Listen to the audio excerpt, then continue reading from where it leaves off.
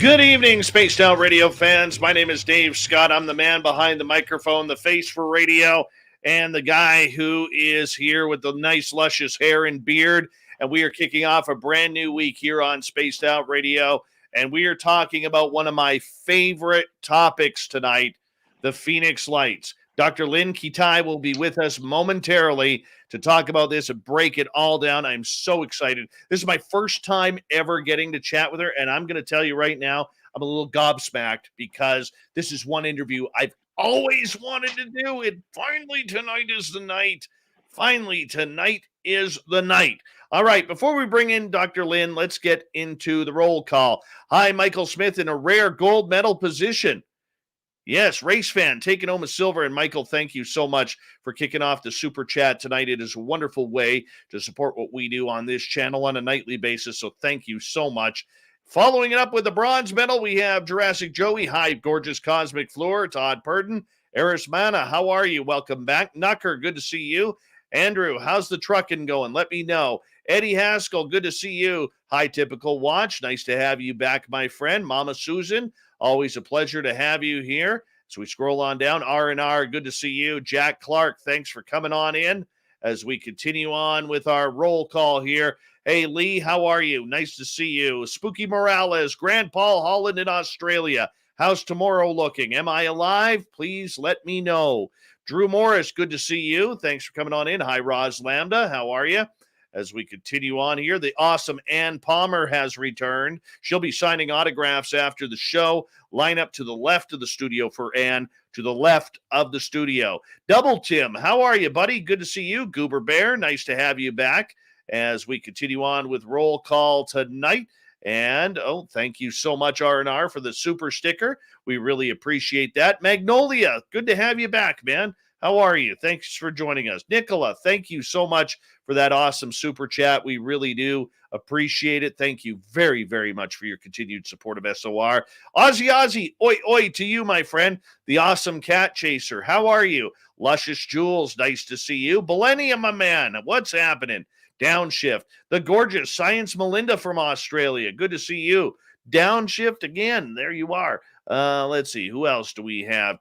Chad Smith. There is Chad Smith, the Chad Smith, as a matter of fact. Let's move on. The gorgeous Simply Coco. What's the drink of choice for tonight? Please let us know. My buddy, my big man, Bigfoot Michigan Rob. How are you, brother? Good to see you. Gorgeous Donna C. What's happening? And who else do we have? The lovely and talented Helena. There is the man, the myth, and the voice of a god, Big Willie. Yeah, there he is. There he is. Just read it and weep, people. BBD Warrior, Jim Nicholas, good to see you guys. Uncle Dale and his Power Stash are here. Remember, if you're in Austin, Texas, and you see Uncle Dale, you will be protected for Black Friday if you rub Uncle Dale's mustache. Yeah, that's a lot of protection right there. All right, moving on with our roll call. How are we? Brazelhoff, good to see you. Low Pro and the lovely Jenny. Bassmaster, good to see you.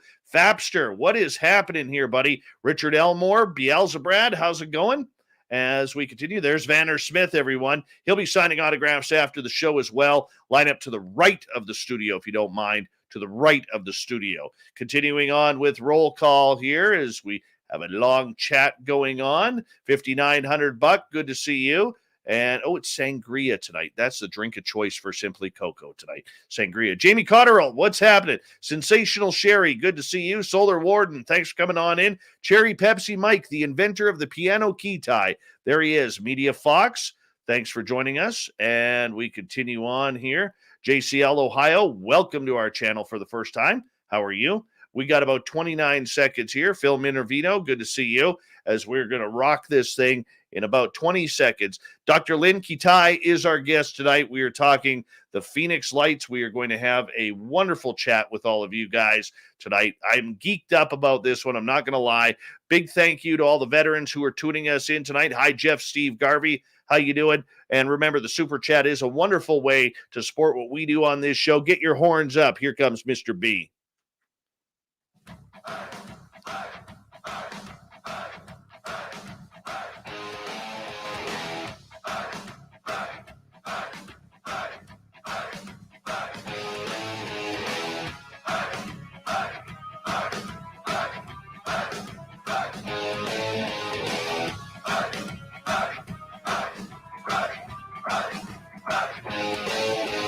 From the mountains of central British Columbia to you listening around the world, this, my friends, is Spaced Out Radio.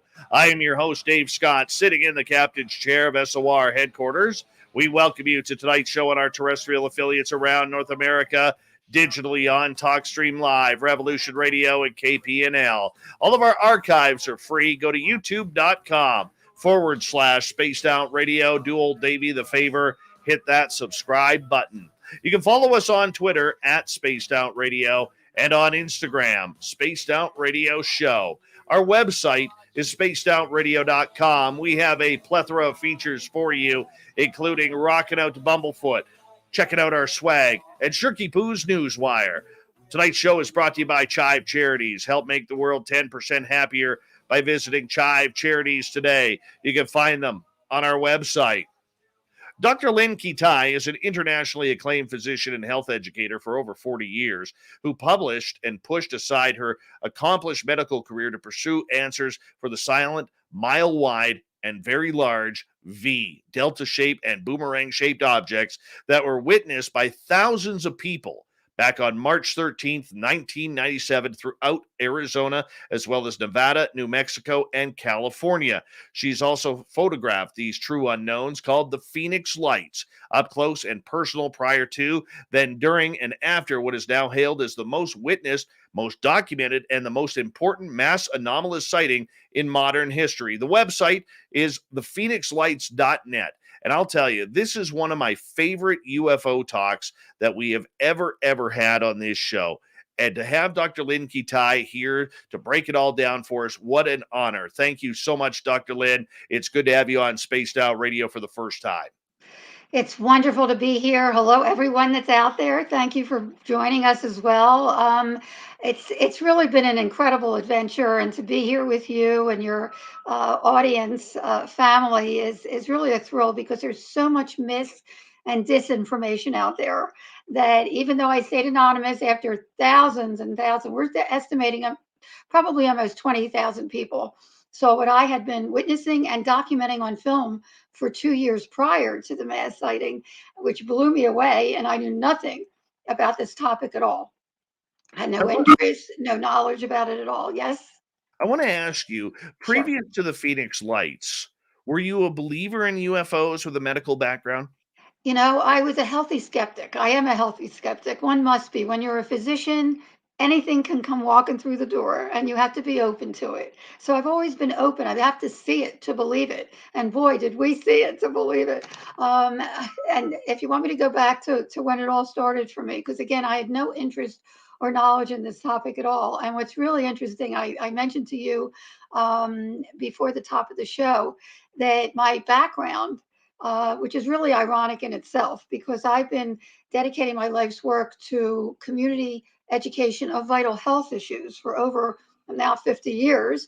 Was the health reporter at NBC in Philadelphia, Pennsylvania, in 1976. Went there with an idea, nobody was doing it, and I saw the need to wake people up to the reality of different health issues. And the syndication grew from that, which was showing in Phoenix in 1980 when we moved here at CBS, and then started doing health reporting for NBC here and then USA Cable, and started my own company in 1985 to produce video and workbook curriculums on vital health issues like prevention education of AIDS and teen pregnancy and substance abuse.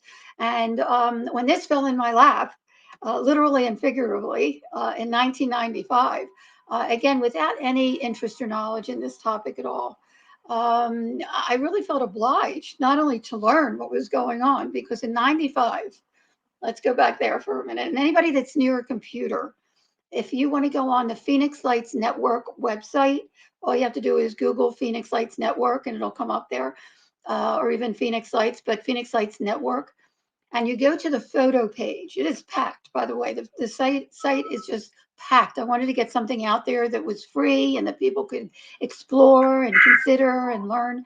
But on the photo page itself are the only 35 millimeter photographs of these anomalous aerial phenomena that exist to our knowledge. And I started taking them in 95 We live mountainside in Paradise Valley, Arizona. We're pretty high on the mountain, and if you go to that first picture on the photo page, you'll see the topography. One wall of our bedroom is a window, so we get to see a panoramic view of the city skyline, and we also see Sky Harbor International Airport. So we see planes and helicopters and streetlights and car lights and all that. Very familiar. This was very different. Actually, I was in an adjacent room. And by the way, Dave, there were a lot of coincidences. I don't believe in coincidence anymore. I don't know about you, but it's just amazing, especially if you read the book, when you see how the puzzle pieces keep fitting together. But this was the first one. It happened to be the eve of my birthday, February 6th. My birthday's February 7th. So this was like a really cool birthday gift. Okay. But anyway, I was in a hot bath in a room adjacent to the bedroom. My husband, who's also a physician and a healthy skeptic, even more skeptical than myself, was standing at this big picture window. One wall is a window, talking to my mother-in-law back east in Philadelphia because she called to wish me a happy birthday. Now, he was on several state and hospital medical boards at the time. Nothing ever ruffled his feathers. But suddenly he starts yelling, "Lynn, get over here quick. What the hell is that?"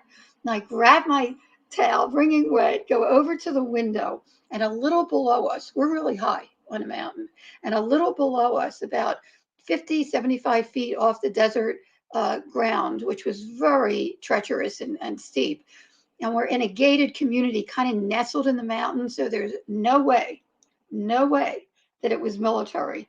Were three amber orbs in a pyramid formation, one on top, very closely aligned. Underneath were two underneath. And it was like, what the Jesus for Jeebus is that? And not having, I wanted to run downstairs to get my video camera, but as people out there, maybe you yourself know, when you see something anomalous like that and paranormal, you don't want to move. You don't know how long it's going to last. So I tried to take everything in mentally, the size, the shape, the color. They were about 3 to 6 feet each, depending on how close they were. They were oval shape, which is interesting because now that the Nimitz Navy pilots have come forward, they describe what their anomalous aerial phenomena are as oval shape. I don't know if they're similar phenomena, but nonetheless, they were oval shape. There were three distinct objects very closely aligned, and there was a uniform amber color throughout. I call them an orb because the light did not extend outside the edge. It was self-contained. And the light within each orb was a mesmerizing, very soothing, uniform amber color. Immediately, I noticed every other light out there glares. House lights, street lights, car lights. These did not. They're very different. And I thought to myself, if I don't get a picture of this, no one's going to believe it. So I go running to the closet. I collect sunsets. And you'll see on the picture page, the two bottom ones are gorgeous sunsets with big cigar shaped objects in them. That's a whole nother story. But at any rate, I go to my closet to grab my 35 millimeter. My husband calls me back. He says, "Get over here quick. One of them is disappearing." And as we watched in awe, the top orb, without budging, started to shrink very, very slowly, mechanically, as if there was an intelligent presence behind it. It's really hard to describe in logical terms, like a dimmer switch almost, just getting smaller and smaller, slowly and slowly, till it was pea size and then disappeared. But it still felt like it was there. Where did it go? I jumped down on the balcony, got a quick picture of the two lower orbs, and they're the second picture. That's the second picture on the photo page, and immediately noticed an eerie silence, as if time had stopped. It was just bizarre. And as intently as I was watching these two lower orbs, it felt like something was watching me. I did not tell a soul until 2 years later after the mass sighting, but I'm sharing now that it felt like something was watching me. And going through my mind at that moment, I was thinking, who are you? What are you? Do you know that I'm here? I'd love to meet you. That's the exact thought that I was having. The next thing I remember, the left bottom orb started to shrink very slowly. And something told me to take a quick picture of it, which I did, which was miraculous. That was the only one that turned out at the time. But for me, This was a cheap Canon Instamatic camera. I caught this object, whatever it was, actually half disappeared and one's still there. But I didn't know what to do with it. I knew no one. Like I said, I knew nothing about this topic. In fact, I was so involved with our two sons growing up and my company and so forth. I had no interest in getting involved in this topic. But here I had a picture of something that I knew was real and unusual, but I didn't know who to show it to. So I kind of tucked it away and certainly looked out our window for 2 years and wondered what this advanced technology was. I consider myself pretty educated, but I knew nothing about this. And it was something that was so unusual that I was afraid to even mention it to anybody. I didn't know anybody who was into the topic and didn't see anything that came close to these orbs until 2 years later. I'm lying in bed. And again, when that window is open, we get this panoramic view. So anything that pops up out there, whether it's a dust storm, they call them a haboob, that comes by, or strange lights, or a fire, we see the smoke. And suddenly I see January of 97, the 22nd of January, I see three orbs in a row far north. Now, I'm staring at them. They're at a distance, but they're huge and they're amber. They're in an equidistant line.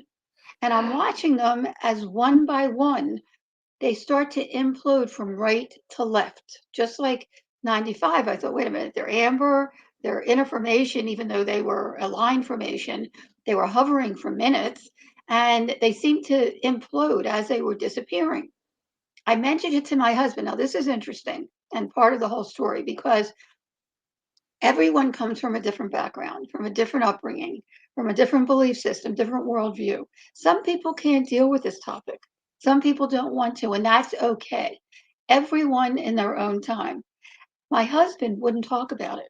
Now, he was inside, I was outside in 95, but he wouldn't talk about it. He would get agitated when I would bring it up. It was really bizarre to me because for me, it was wondrous and awesome and amazing. And I will get back to this 97 sighting. But if I can go back to the 95 sighting for a second. Okay, I don't want to confuse. There's so much to the story that I promise you, your audience has not heard unless they've read the book. But I don't want to get past the 95 for a second because if you're looking on the photo page, you'll see after I came forward, after actually the mass sighting, I didn't come forward yet for 7 years, but after the mass sighting, I realized after we went back to the strips of 35 millimeter that I found another picture. That was the first picture that I took in 95. Now, it wasn't until a year after the mass sighting that we had another amazing sighting that I'll tell you about that was straight lines and mirror images. And the final thing was a giant triangle. There's four of us. I had alerted others that I'd been seeing the Phoenix Lights again after the March 13th sighting. And four of us were stationed north, south, east, and west and got amazing video. And I was told by Linda Moulton Howe, who was one of the only people that I had met with after the mass sighting, to get in contact with Navy optical physicist Dr. Bruce Maccabee.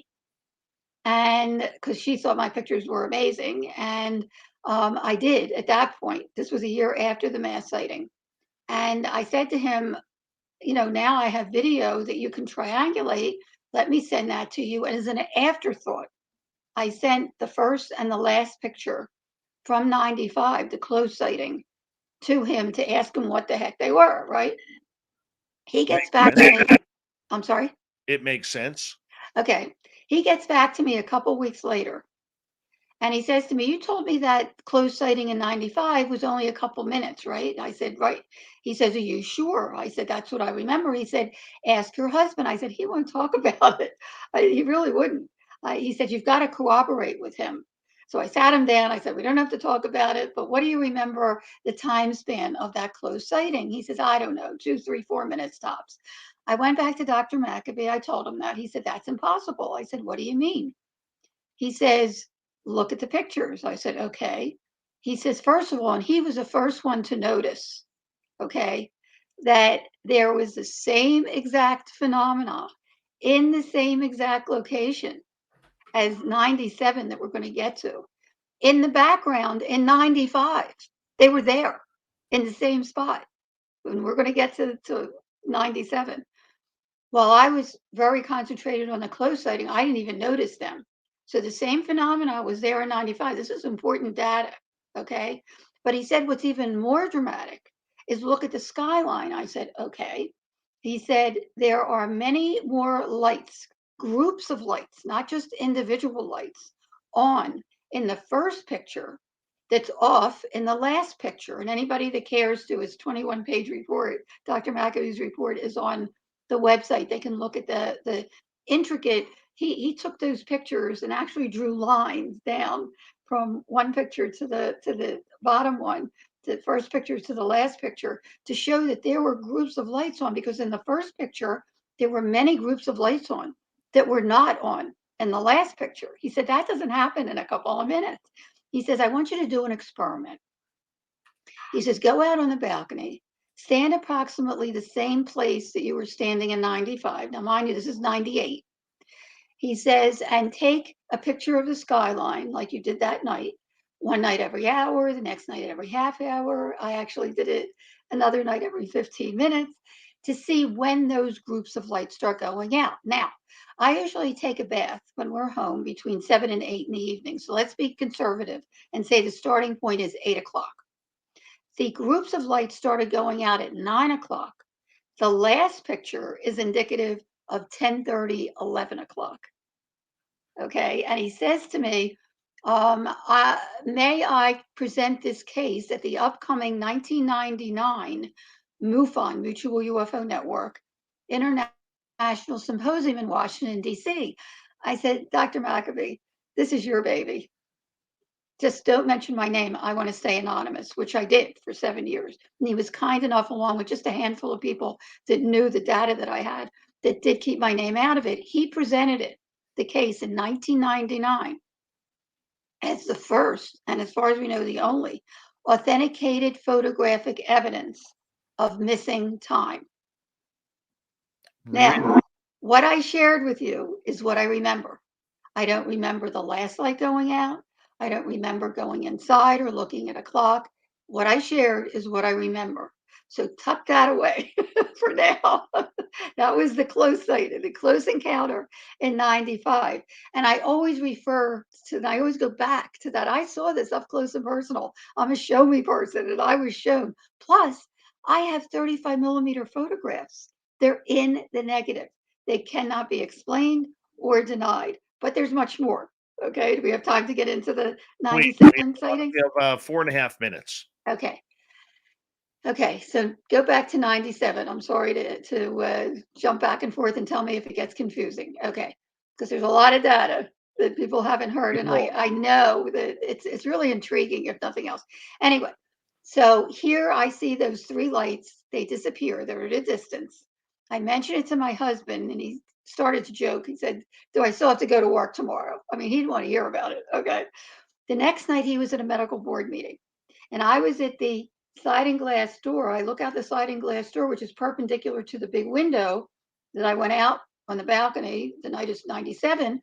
And I see the same three orbs are now in front of South Mountain. And I knew they were in front of South Mountain because South Mountain is just behind the airport, Sky Harbor International Airport, and there's red blinking lights on top of the mountain to alert airplanes coming into Sky Harbor that there's a mountain there, right? And this was lower and in front of the mountain. So I figured enough. I run downstairs, I get my video camera, I get outside. I got about 18 seconds worth, the battery goes dead. I go inside, I hook it up real fast, I go outside, they're gone. About 8:30, my husband comes up the drive. Now, this was 8 o'clock. About 8:30, my husband comes up the drive. I go outside and I said, honey, remember I told you about the three amber orbs in an equidistant row last night far north? Well, about a half an hour ago, they were right in front of South Mountain. As I'm pointing like this, they reappear in the same spot. I kid you not. I thought, whoa, I got to get a picture of this. Now, mind you, video does not do the lights justice.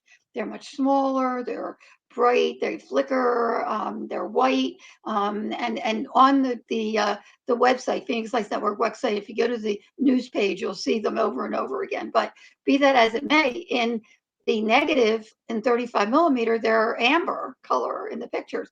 So, and they can't be denied, they're in the negative. But anyway, I run upstairs, I grab my 35 millimeter, I get out on the balcony to shoot the 3 lights. Suddenly, 6 lights pop on across, equidistant from each other, massive span over a mile wide. And I started to shake.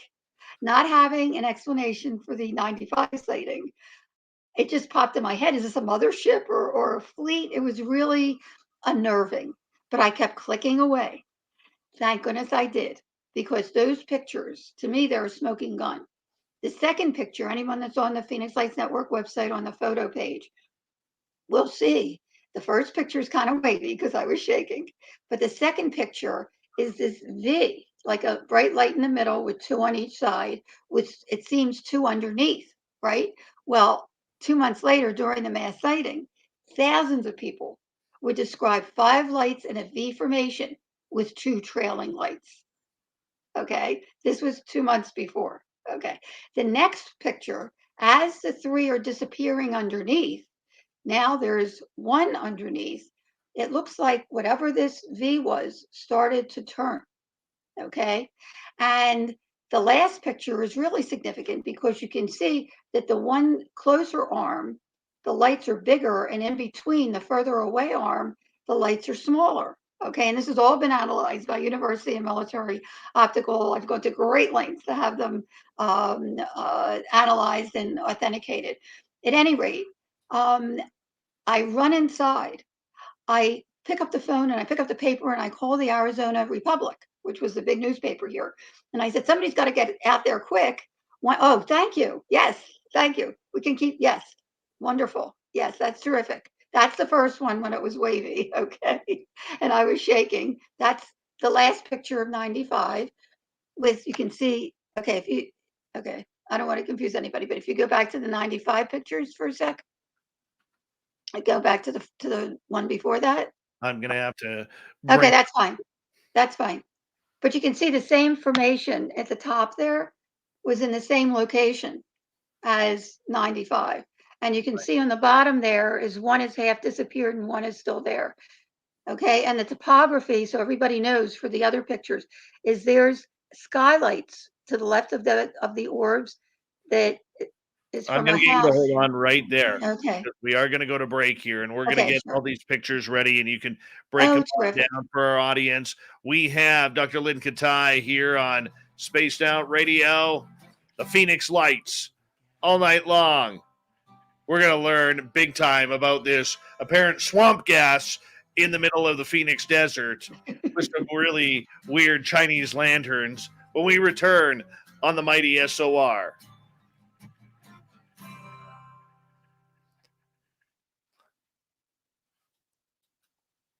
All right, let me get those all downloaded here. Okay, I'm sorry. Am I confusing everybody? Because I'm jumping No, around. not at all.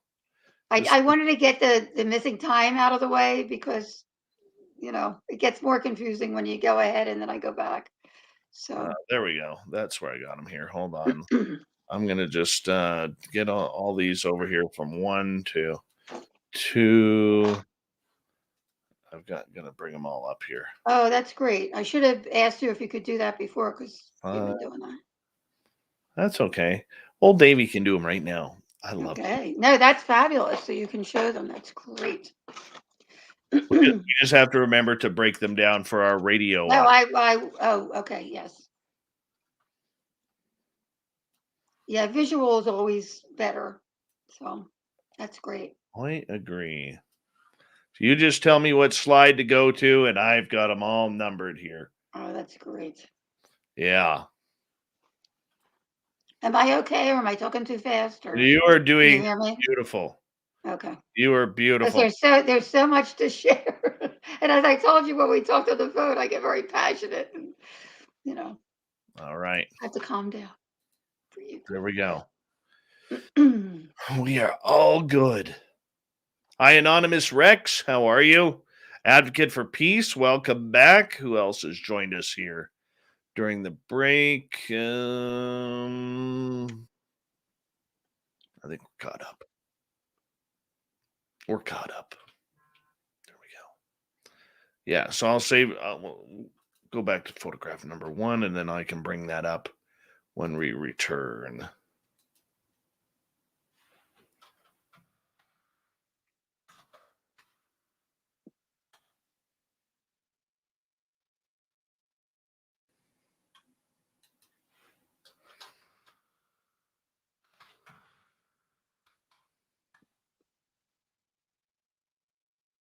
Right. Hi, sweet Donnie D. All right. I'm so excited you're here. Oh, I'm excited to be here. I have to tell you. Love to tell the story if you can't tell. I don't blame you. Because there's so much that people don't know, and it's like, whoa. That's why I finally decided to come forward. It's like, come on, got to set the record straight here. Yeah, I really do not blame you. Radagast the Gray, welcome to our channel.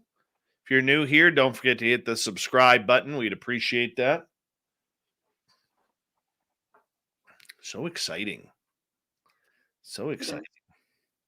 Especially since they're appearing worldwide now and people say, whoa, there's the Phoenix Lights. That's pretty cool. Mm-hmm.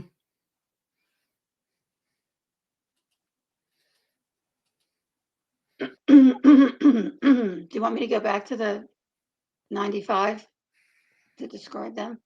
We can do whatever you want. Just so people can see what we were talking about, the ones that can. Sure. Yeah, we can do that. So sorry. That's okay. The allergies here because there's a lot of wind happening. Yeah. When I woke up this morning, it was, well, let me get the translation here. Right. Fahrenheit to Celsius. So at my house this morning, it was 14 degrees Fahrenheit minus 10 Celsius. Are you kidding me? Oh, yeah. It's beautiful. Okay.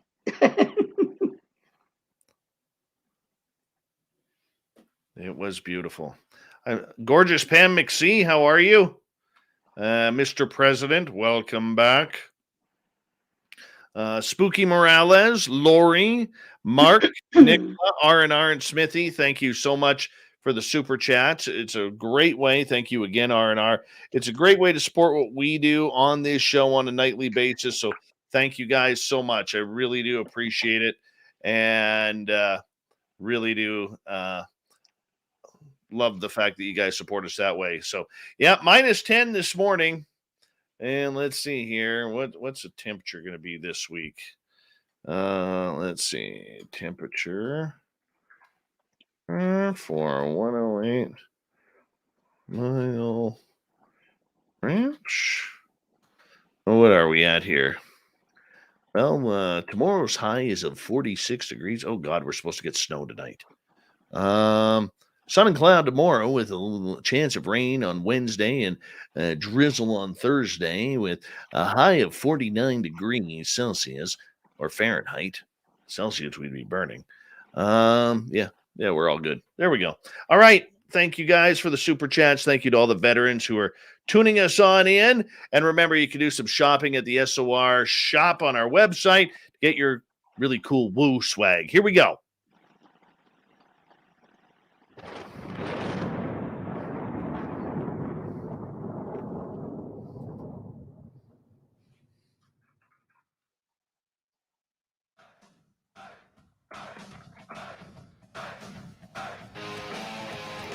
Second half hour of Spaced Out Radio is now underway. My name is Dave Scott. Thank you so much for taking the time to join us. We really do appreciate your listening ears. Want to remind you that if you've missed portions of this show or others, and well, you can check out our free archives by going to youtube.com/Spaced Out Radio. Just do us a favor, hit that subscribe button. Our website is spacedoutradio.com, where we have a plethora of features for you, including rocking out to Bumblefoot. Check out our swag. and read up on Shirky Poo's Newswire. Follow us on Twitter at Spaced Out Radio and on Instagram, Spaced Out Radio Show. Here we go. Dr. Lynne Kitei. Kitei is here, and we are talking the Phoenix Lights all night long. Why? Because I've wanted to tell this story for a long time and get in depth. Dr. Kitei, welcome back. So wonderful to be here, and I'm so glad we have some pictures up now that people can see that are able to. And if you're not able to, just go on the Phoenix Lights Network website photo page, and you'll see this one. The first picture is of the topography. And what's interesting about this and why I took this particular picture is, first of all, that's the view from our mountainside home. We're pretty high up on the mountain there. And one wall of our bedroom is a window, so we do have a good view of the skyline and Sky Harbor International Airport. And if you look at this picture, you'll see, first of all, in the bottom left is a car on the road, and you can see how those lights reflect onto the road. Very different than the true unknowns. I try to be as scientific as I can with the data, Dave, and help people understand how different these objects were, these unexplained aerial phenomena, anomalies were. The orbs of light did not extend outside the edge. Now, to the right of that car, you can see a line of lights, which actually are skylights on a house down the road. That's the car, and that's skylights to the right of that, right there, to the left, to the left, to the left, to the left. A little bit. Yeah, there they go. Now, what's significant about that is that those skylights coordinate, if you look straight up, to where South Mountain on the left and the Estrella Mountains some miles back on the right intersect. A really cool story. I mentioned that there were coincidences, and at this point, I'd love to share with you this one coincidence that happened 6 months before the mass sighting, because we're getting closer to the mass sighting now. I was talking about the January 97. Well, 6 months before the mass sighting, I was invited to present my substance abuse prevention education program at the Gila Bend Indian Reservation, which is in the basin in between those two mountain ranges. Very sacred ground. And they don't talk to outsiders, but I helped out the principal. And after the mass sighting, and if you look on the other pictures on the photo page, you'll see consistently these UAP, unexplained aerial phenomena, keep popping up right where South Mountain and the Estrellas intersect. So I called him up and I said, did anybody happen to see strange lights on March 13th? And he started to giggle. And I said, is that funny? He said, are you kidding? We've been looking up at them for centuries. We call them sky people, light beings. It's part of their culture. I had no idea. In fact, not only did he say they were part of their culture, many of the indigenous cultures worldwide are very open to other intelligences, not only out there, but here with us. The Hopi, actually here in Arizona, actually have protocols to invite these phenomena, these intelligences in. And he said that's how the Estrellas got its name. It means star in Spanish, gateway to the stars. And there are petroglyphs. A fella named Jeff was going out into the mountains and he found petroglyphs that are identical to what my husband and I saw in 95, the pyramid, the triangle formation of three orbs. And he said they believe that there is a gateway or a portal in that area, which blew me away. I had no idea. But, again, I'm open. I'm a healthy skeptic. But when you look at the data, and the data speaks for itself, consistently, these phenomena keep popping up right where South Mountain and the Estrellas intersect. Now, if you go to the next picture, the second picture on that page is the first picture that I took in 95. Now, you can see the two orbs in the left lower corner there. Okay, they're the two anomalous orbs. You can see the skylights on the right there. Okay, see the skylights on the right of the house. They got it. And if you go straight up, you're going to see where the arrow is. There was, and unbeknownst to us, because we were so concentrated on the close orbs, but Dr. Maccabee actually noticed them. I just thought it was part of the landscape. the same exact phenomena that I would capture 2 months before the mass sighting and during the mass sighting, and actually subsequently to that, are in the same exact location, disappearing as well. Because let's surmise, and this is just speculation, that when the 3 orbs were there in a pyramid formation, there were 6 lights in a row. Now that there's 2 right near us, there's 4 lights now. And if you go to the next picture, which is the last picture that I took, there's 2 orbs there. So the bottom line is that they're the same phenomenon. Were there in 95 as in 97. Now in January of 97, when they popped up, the 6 popped up. If we go to the next picture, you'll see that they're wavy because I was shaking. And then the next picture to me is really a smoking gun, because Wow. that shows exactly what thousands of people described during the mass sighting 2 months later. 5 lights in a V formation with 2 trailing lights. There it is, 2 months before the mass sighting. And as I continued to take pictures, the next one shows that as the lights disappeared underneath, the top formation that was, head on, turned into a V formation. And the final one, which is pretty cool, which we've had analyzed again, you can see that every other one is bigger than the one in between. So we may surmise that there's either a force field in between holding them in rock solid formation, and we're seeing the bigger orbs are the closer arm and the smaller orbs are the further away arm, or they're separate objects. We don't know. But anyway, I run inside. I call the Arizona Republic while we can keep this picture here. Thank you. And I said, you got to get somebody out there quick. There's these strange lights in front of South Mountain. As I finished my sentence, they were gone. Did not sleep well that night. The next morning I got up, I figured, come on, there's got to be a logical explanation, right? So I called the Arizona Republic again. And I said, did anybody happen to call last night to inquire about strange lights in front of South Mountain? She gets off, she gets right back on. She said, nope, nobody called. Well, I know I called. So I said, well, my husband and I did see something. I even got some pictures of it. Who can I contact to ask what they might have been? So she says, well, sometimes Luke Air Force Base sends experimental maneuvers that they don't tell the public about.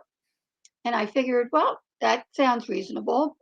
I call up Luke Air Force Base, try to be very professional.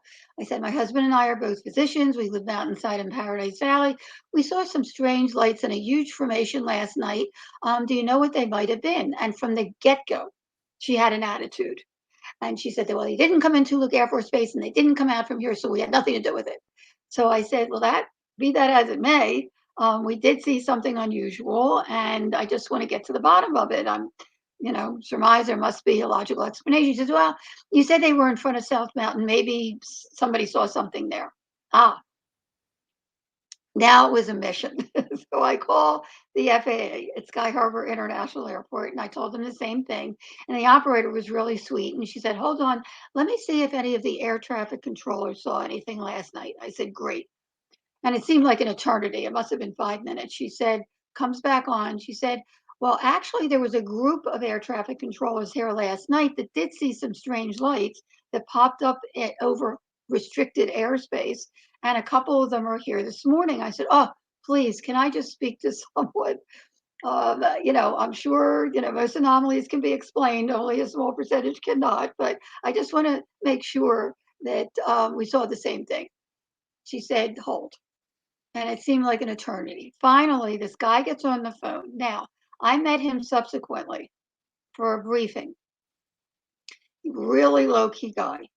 He was more excited than me. He said, did you see this? Did they suffer from each other and offering information last night at 8:30? I said, yes, that's why I'm calling. He said, well, there were 3 at 8 o'clock. I said, I saw them too. He said, I can't believe you saw them at a distance. I'm so glad you called. He said, because the 3 popped up at 8 o'clock. They looked on radar. Nothing showed up on radar. And they got alarmed because there's a 30-mile radius around the center of the airport, Class B restricted airspace. Anyone that goes into that airspace, especially 1,000 feet that these were, must call into the tower and no one did.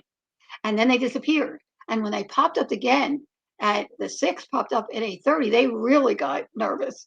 So they took up their high-powered binoculars to look, and in his own words, he said there were 6 points of light, totally equidistant from each other, massive span, over a mile wide, that seemed to be attached to something, but they couldn't quite see what these lights were attached to, or had a force field holding them in rock solid formation. And he was a meteorologist as well.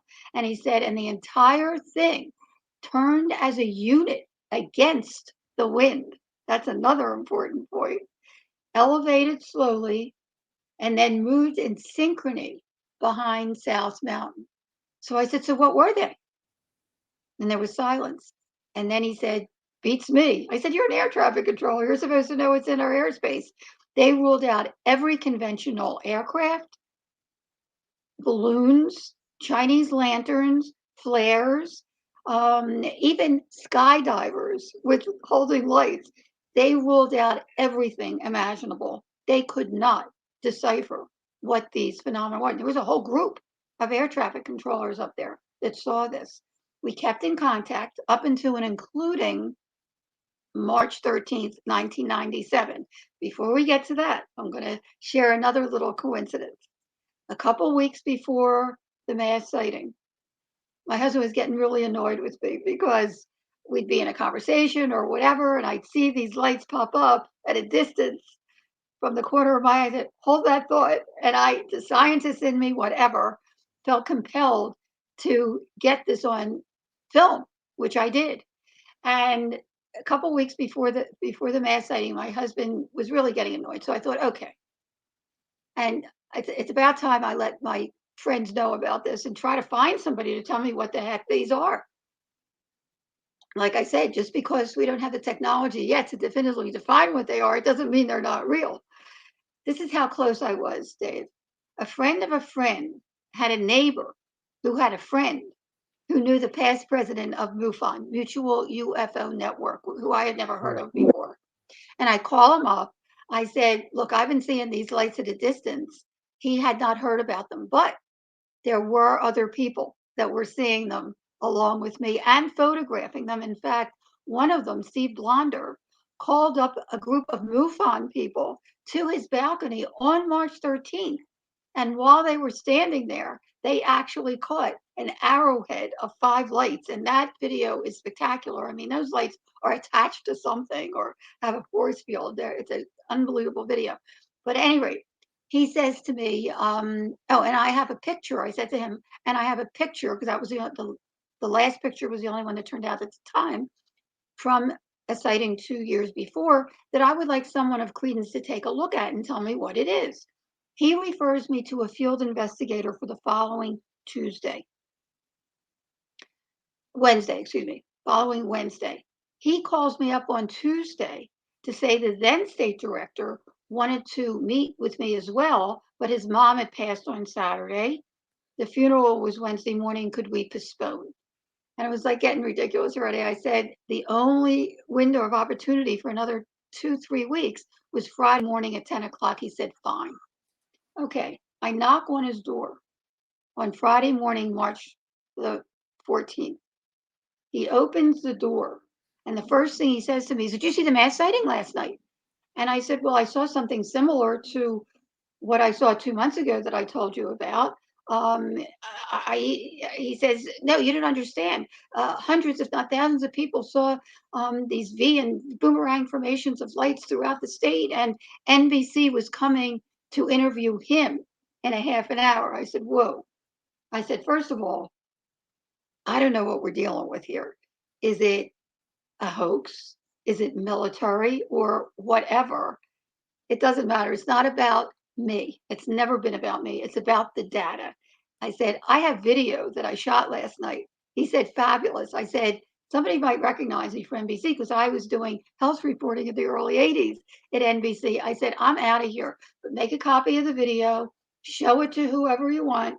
I'm leaving. And by the way, I called the air traffic controllers this morning before I came to verify, which they did, that the same exact phenomena appeared in the same exact location last night over Class B restricted airspace, 1,000 feet altitude. And in fact, one of the air traffic controllers said that there were pilots that called into the tower. A commercial airline pilot on departure said, "What the hell are these lights over me?" Which is really significant. And a private pilot, say that 5 times, private pilot called in to report the V that I was actually photographing at the same time. I'll get back to him in a minute. At any rate, I said, "I'm out of here." I left. At 4 o'clock that next day, on the 14th, that day that I met with the MUFON fellow, I turn on the news to see if anybody's even covering it. Splattered across the screen was my video. It was really exciting. I have to tell you, letting people know what we saw. And my video was the 3 endpoints. By the time I got out there, the V had turned or whatever. And I got the 3 endpoints of a massive, over a mile wide V. And by the 9 o'clock news, there were a couple other videos, the Arrowhead and also a couple of Boomerang videos, which I will get to in a minute because they have been the ones that have been under fire for being not unknowns. Okay, let me just say that. I'll get to what the explanation was. At any rate, if you want to go to the next picture, I believe. That one there? No, the next one. No, that's the sighting. No, that actually was 1 month after 9/11. Okay. No, but you can leave that one if you want. Okay, that's 3 lights. Now that was actually taken in 2002, I believe, but similar to what I saw on March 13th, 1997. Let's talk about March 13th, 1997. Let's do it.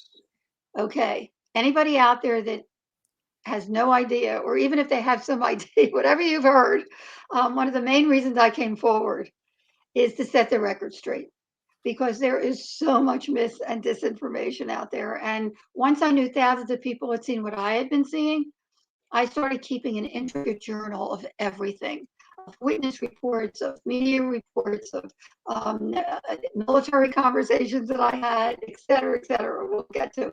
But on March 13th, while thousands of people were looking up at the sky purposely for a glimpse of the Hale-Bopp comet, which was very clear in the northwest sky, they also caught a glimpse of a mile. It's probably the first time you've ever heard this one. Peter Davenport, the director of the National UFO Reporting Center in Seattle, Washington, a couple of years ago announced from his data, and he has a plethora of reports from people throughout the last 25 years, announced that one of the objects was 8 miles wide. Okay, we're talking orb formations in different formations and actual craft. And if people are on the website and they can go to the GAP page, GAP, Geospatial Animation Project, there was a 12-year study, meticulous study by the investigators of thousands of reports. 2 or more people had to see the same craft to be in the study. And if you look at that page, there were actually 10 different craft, mile to 8 mile wide. Now, whether it was one craft that could morph into looking different, or the perspective from where the person was standing, or a parade. And that's ultimately what the investigators concluded because, and this is another big one for people out there, it wasn't just 1 or 2 hours, as you would hear in the media. It was over a dozen hours. The mass sighting began with daylight sightings in Arizona at 3 p.m., 5 o'clock hour in New Mexico. We have reports from Native Americans there. 7 o'clock hour and beyond in California. And there is a wonderful report that took years for the pilot to come forward to me personally. She would not come forward publicly, but I have her story in the book, but I'll tell a little bit of it today. She finally came to me to say that during the 10 o'clock hour, she was traveling from Phoenix to California on a commercial airline. There were 140 passengers that saw this, plus the crew. One of these craft covered Las Vegas as they were passing, and they got very alarmed, and they called the closest radar people and asked if they were pinging anything. And almost simultaneously, another pilot called in, agitated, and says, "Oh my God, what is that right in front of me over Las Vegas?" Suddenly, a very authoritative male voice came on the speaker and asked them details, and kind of freaked out this pilot and her co-pilot. And she said, "Well, I think we might have been mistaken."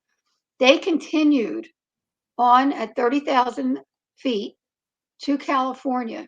And as they approach California, suddenly they see a giant flare about a half mile away. And this is 30,000 feet, which is strange enough. Okay.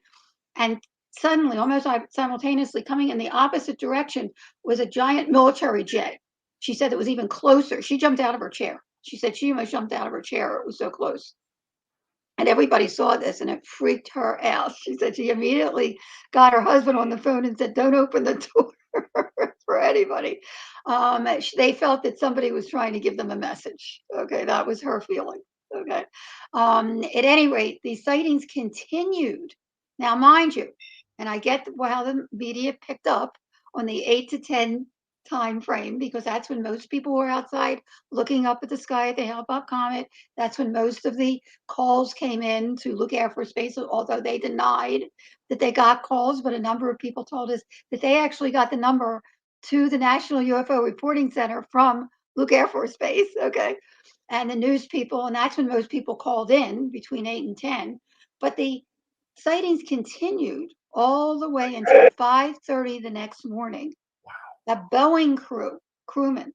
Okay, I'm on my way on a flight, finishing the second edition. The book is now in its fourth edition. I was finishing the second edition of the book. I think I was going for an interview for Dateline NBC, and this whole family was around me. The parents and some grandchildren were in front, and the grandfather was next to me, and one of his grandkids was next to him. And I'm finishing the book, and he looks over. He says, "The Phoenix Lights, I saw them." I said, "Really?" I said, "Please tell." And he says, "I'm a Boeing crewman." He was a Boeing crewman. He said his entire crew was coming into work at 5:30 the next morning. Real credible guy.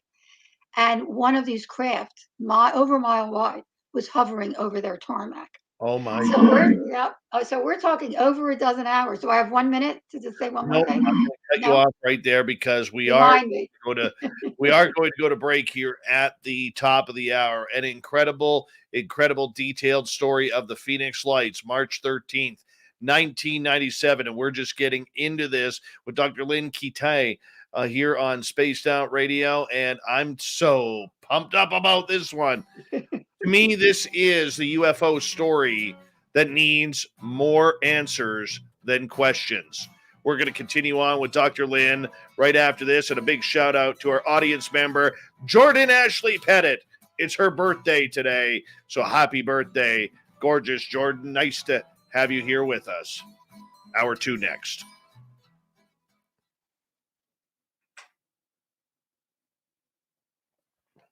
All right, we're clear. We got 6 minutes. Now nobody can see me now, right? Everyone can still see you. Oh, can they? I could take you out, though. There. Now you're out. All right. Going to be out there for a second. I'm going to freshen up a little bit with some hand lotion because my hands are dry.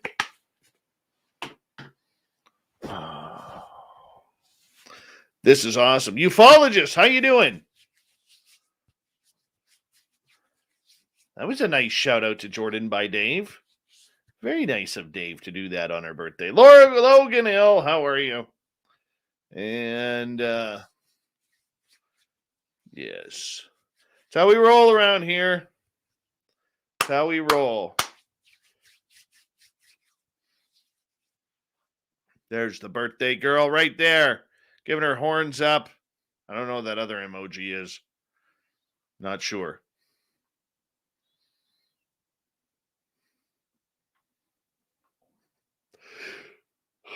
Excuse me. Are you ready to come back? Ring? No. I work 2 jobs. Do you? What do you do? I work in finance during the day, so I have a desk job where I fall asleep all the time. My boss laughs at me, Okay. and then I have this one. Good for you. And who else has joined us here? There's Zero Cool and gorgeous Pam McSee, the birthday girl right there. And I think we're caught up. It's all good. Look at Gary Voorhees and his power beard right there. Hold on, where is it? Right there. You don't get a beard like that unless you served on the USS Princeton in 2004 during the Nimitz incident. That's how you get a beard like that, people. Mm-hmm. That's how it's done.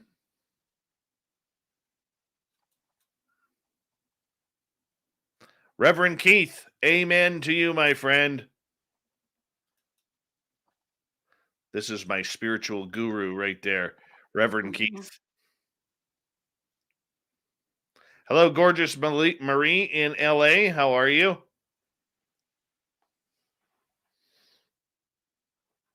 Mm-hmm. I'm having fun here. Good. Lots of fun. That's the way you go. So far, this is exactly what I was hoping for. I'm not going to lie. Oh, I'm so excited. So excited. There's a lot more to the story. Oh, I can't wait. Hey, Sweet Murray F. How's it going, buddy? The gorgeous Wendy Williams has returned. There she is. The Quick. What's happening, man? Andrew, what kind of car are you shopping for? Please tell us it's not a Toyota Prius.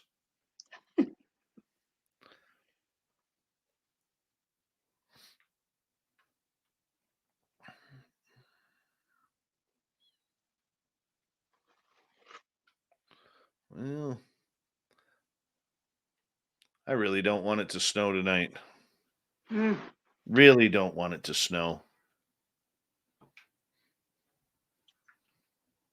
No. No.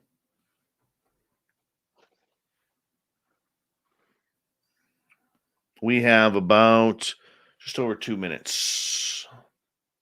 I want to say a big thank you to Magnus, to Gary, to R&R times 2, Spooky, Lori, Mark, Nicola, and Smithy for the amazing super chats. It's a great way to support what we do in this show on a nightly basis. So thank you so much for all of your support. Thank you. And we got 90 seconds. How about 2 minutes? After this one, we'll have 90 seconds. Can I ask a question? Sure. Is it possible to show a video from the news page when I tell who that pilot was? Yes, let me go to the news page. There's two videos that I think you might want to show. The Symington, and I apologize. I would have sent it to you. I don't know if I can legally show these. That's the question. Yeah. Yeah, I don't think I legally can. Okay. Yeah, because if they were your videos, I could, but because they're a news outlet, right, I cannot. Okay. I'm sorry. No, that's okay. Blame People you. can go there and look. Blame you too. Josh Casey, welcome to the channel.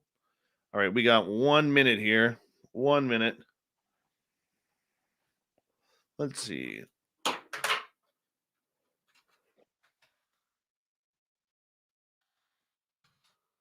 Let's see what we're up. Remind me to tell you about the Raising Arizona thing.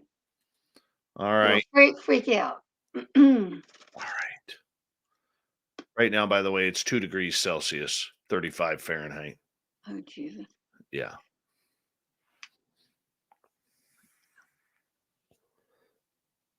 And then snow next Monday. Gosh darn it. You don't like the snow? Oh, I'm not ready. I don't mind the snow. I'm just not ready for it. It's too early yet. I'm going to have 6 months of snow here. Hi, gorgeous Carol. How are you? All right. Big thank you to all the veterans who are tuning us in.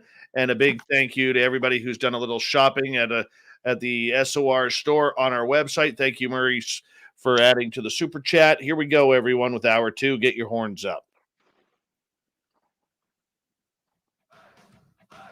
You're listening to Spaced Out Radio with Dave Scott. Follow Dave on Twitter at Spaced Out Radio and on Facebook, Spaced Out Radio Show. Here we go with hour 2 of Spaced Out Radio tonight. My name is Dave Scott. Thank you so much for taking the time to join us. We really do appreciate it. Want to say hello to everyone listening in on our terrestrial affiliates around North America and digitally on TalkStream Live, Revolution Radio, and KPNL. All of our archives are free. Just go to youtube.com/Spaced Out Radio. Do old Davey the favor. Hit that subscribe button. The Desert Clam has set the password for tonight in the SOR Space Travelers Club. Xenodotium.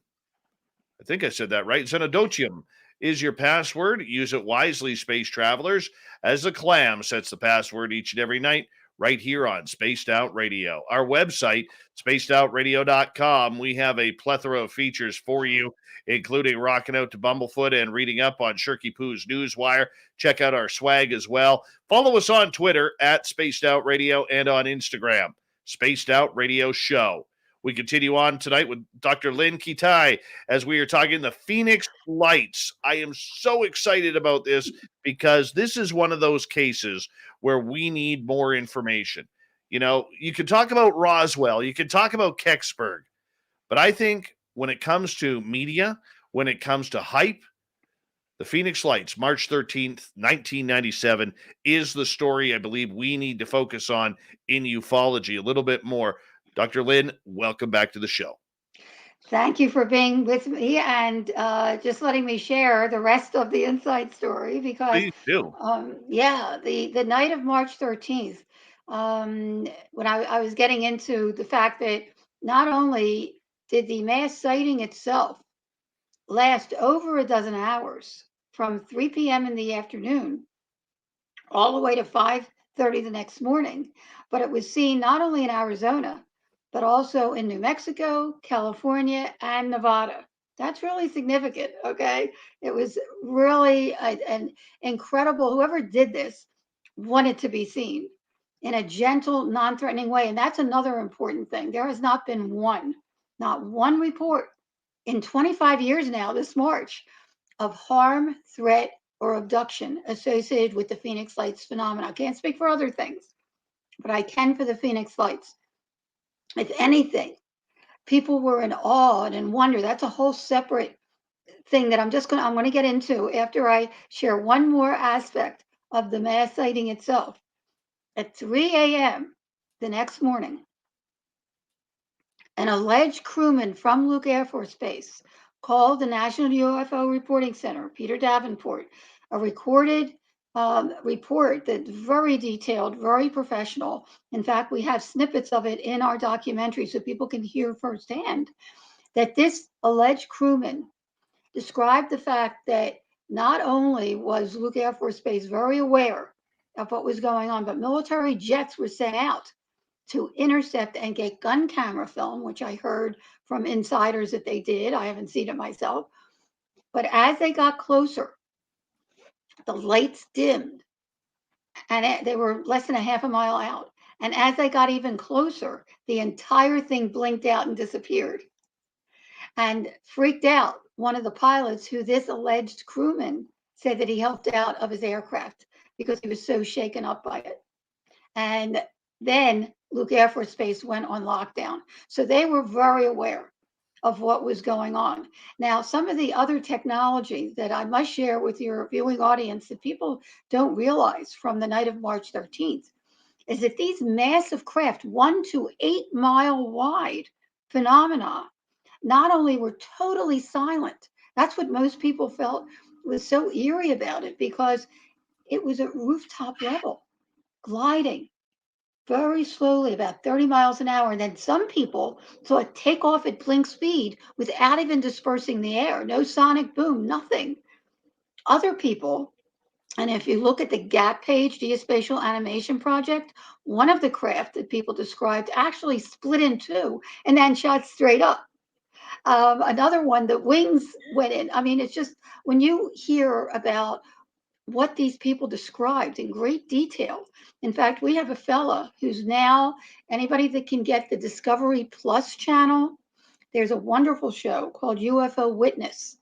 And I am in there as a spokesperson for the Phoenix Lights. And one of the witnesses that I shared with them is terrific. He's a nurse. He's a registered nurse, and he was standing underneath one of these craft with a street light right near him. So he saw the whole bottom, and people saw gunmetal on the bottom. He saw like these changing, flickering, kind of looking through water type thing. And he was standing right near one of these lights. And he said it looked like lava was coming down. And he thought he was going to get hit by it, although he didn't feel any heat at all. And then before it hit the bottom, it would shoot straight up again and then start coming down again and then shoot straight up again. I mean, the descriptions are incredible. We have a pilot in the documentary who was also close to, and he was a commercial pilot and Vietnam pilot, would work with flares, by the way. And he also was near one of these orbs. And he said it looked like a canister that goes into the ceiling, and the light was self-contained in there. Other people saw these orbs detach from the main object, go out into the environment, and then redock with it later. I mean, the technology is just incredible. Have we seen anything that comes close to what I just described? Anything? And you would think with the precariousness of what's going on worldwide, if we did have this technology, wouldn't we show it? Okay. Well, the most absurd thing, and there is so much to the story, so much more to the story, because once I knew that thousands of people had seen what I had seen, I started keeping this intricate journal. And there's so much more, because after the mass sighting, there was no investigation by the military or government. There was no explanation. There was nothing like that. Like people went to the mayor and asked what's going on. He said, "Oh, there was something that happened on March 13th." Oh, it was just uncanny. In May, okay, former councilwoman, vice mayor, the only person that came forward, Frances Barwood, asked innocently. She didn't see it, but her constituents kept asking her, "What are you going to do?" I mean, even though it was a public safety issue because it was so low, she asked innocently in a council meeting for an investigation, and she was plastered. I have to tell you, the ridicule and the snickering and the discrediting of people, including her, anyone that came forward, was rampant in 97. It was awful. I was so happy to stay anonymous. I really stayed anonymous for 7 years, collecting data and educating myself. I knew nothing about the topic, and I was blown away. In fact, just a little bit of a history. I had no idea that these phenomena have been occurring since human documentation began. There are etched out in primitive caves in Peru and Pakistan, animals that are long extinct, and in the air are what we would call UFOs today. And if you look at Sumerian writings and India writings and even the Bible, Ezekiel's wheel, what they described in their own terms of the day seem like UFOs, right? And then you fast forward and you come to the 15th and 16th centuries, we have frescoes and paintings in Europe of people on the ground looking up. In fact, I have a graphic novel activities coloring book that I'll share with you for all ages, and I have iconic pictures. There are pictures that that look like a UFO with a being in the UFO. How did they know that? Why were these people looking up at the sky at these objects? Is it something that they saw and they wanted to depict? Okay. And then you fast forward again to 100 years before our mass sighting. And there's so much more data out there, but this was significant for me personally because in 1897, in March and April of 1897, there was what was described in Kansas, California, Washington, and Canada, a giant, massive airship with removable lights. Sound familiar? Okay. And that was 6 years before the Wright brothers took flight. Okay.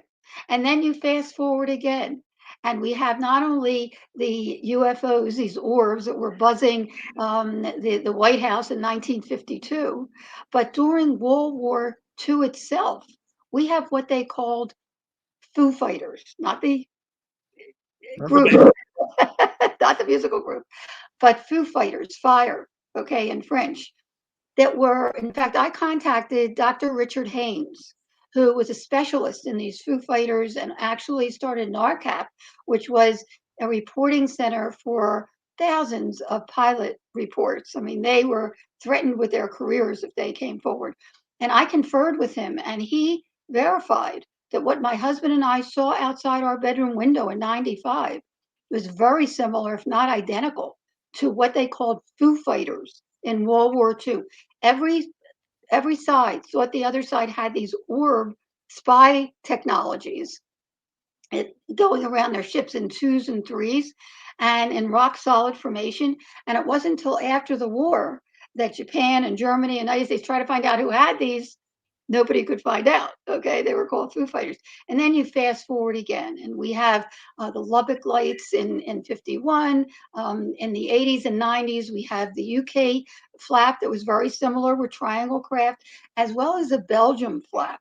When they flap means it happened a lot. Okay, and a lot of people saw it. Belgium was really a model for what should happen. They got together civilians and military and university and scientists to study these phenomena. That's what should happen, and hopefully is starting to happen now here. And then you fast forward again, and we have the Stephenville lights, and it's ongoing, and similar phenomena in Illinois and all over the world. What's really cool now is that I did not want to come forward. Okay, so I just kept this journal growing and growing and growing, and months later, okay, now May of 97, we have Frances Barwood that asked for an investigation. She was plastered to the wall with cartoons in the paper and all kinds of stuff. June, and again, there was nothing. There was nothing announced of any investigation or explanation. Suddenly, June 18th, 97, front page article in USA Today, opening up our mass sighting for the very first time. People weren't hearing about it outside of Arizona to the world. And we didn't have social media then, okay? Overnight, it went viral. By the morning, it was on every morning show in the United States. It was on Peter Jennings, Dan Rather, you name it. The Phoenix Lights was big time news. For the first time, we get an announcement late that morning on the 18th of June that then Governor Fife Symington was calling an unscheduled press conference that afternoon to divulge the culprit of the lights over Phoenix. And everybody took it seriously. That afternoon, he comes marching out, one of his aides, in a giant alien head costume and made a mockery of the mass sighting, which was really disconcerting, especially for parents that were with their children that saw something that was 2 and 3 moles wide, and he's making a joke out of it. Okay. And his big explanation is that, we didn't want people to panic. Again, not one report of harm, threat, or abduction associated with the Phoenix Lights Anonymous. They were panicking, I'm sure, because they I got to ask you in regards to that, Dr. Lynn. Sure. Okay, because I think Fife Symington, for a scoundrel that he was while within office, earlier this year he spoke at the International UFO Congress in Phoenix, and which I'm sure you're aware Well, I of. didn't want to spoil it yet for your listeners. If you want me Okay. to tell you what happens Well, with we'll him. get to that in a minute. You can answer it any Okay. way you want. I would like Okay. that answer, but to Sure. me, I agree with you. It was an absolute embarrassment the way he treated the citizens of Phoenix, Arizona, and the surrounding communities who had these eyewitness accounts of what was going on. And I could see where people were very upset at him about this. Do you think at any time he was tipped off either by the military or by the federal government or some alphabet agency to shut up going into that press conference? All that I'll say is, because I don't get into religion or politics, but I will say that according to Frances Barwood, Vice Mayor, Councilwoman, and she's very forthcoming about this, she felt that, he was under indictment for, I think it was 7 indictments for something. I won't get into that. But not only after he did this was everything squashed, okay, and forgiven, but he was also forgiven by Clinton. I don't know if you know that. Wow. Yeah. So I don't know. Ask forward. But the point is, because the story gets better. Okay. Here we have him doing this. Okay. And I'll get back to Symington, I promise. But after he did this, and what's interesting is that if you watch that report on the news, the audience, the press, and whatever, and there were parents there too, were like laughing when he said it. When the guy came out and the alien, he said, "You guys are being much too serious about this." Then he asked them to turn off the cameras. I was at a conference, the Contact in the Desert, and I was doing a workshop, and I'm telling this story, and a girl raises her hand. She says, "I was there at that press conference." I said, "Really?" She said, "After he told them to turn off the cameras, they went ballistic on him." Okay, they were so pissed off that he did that.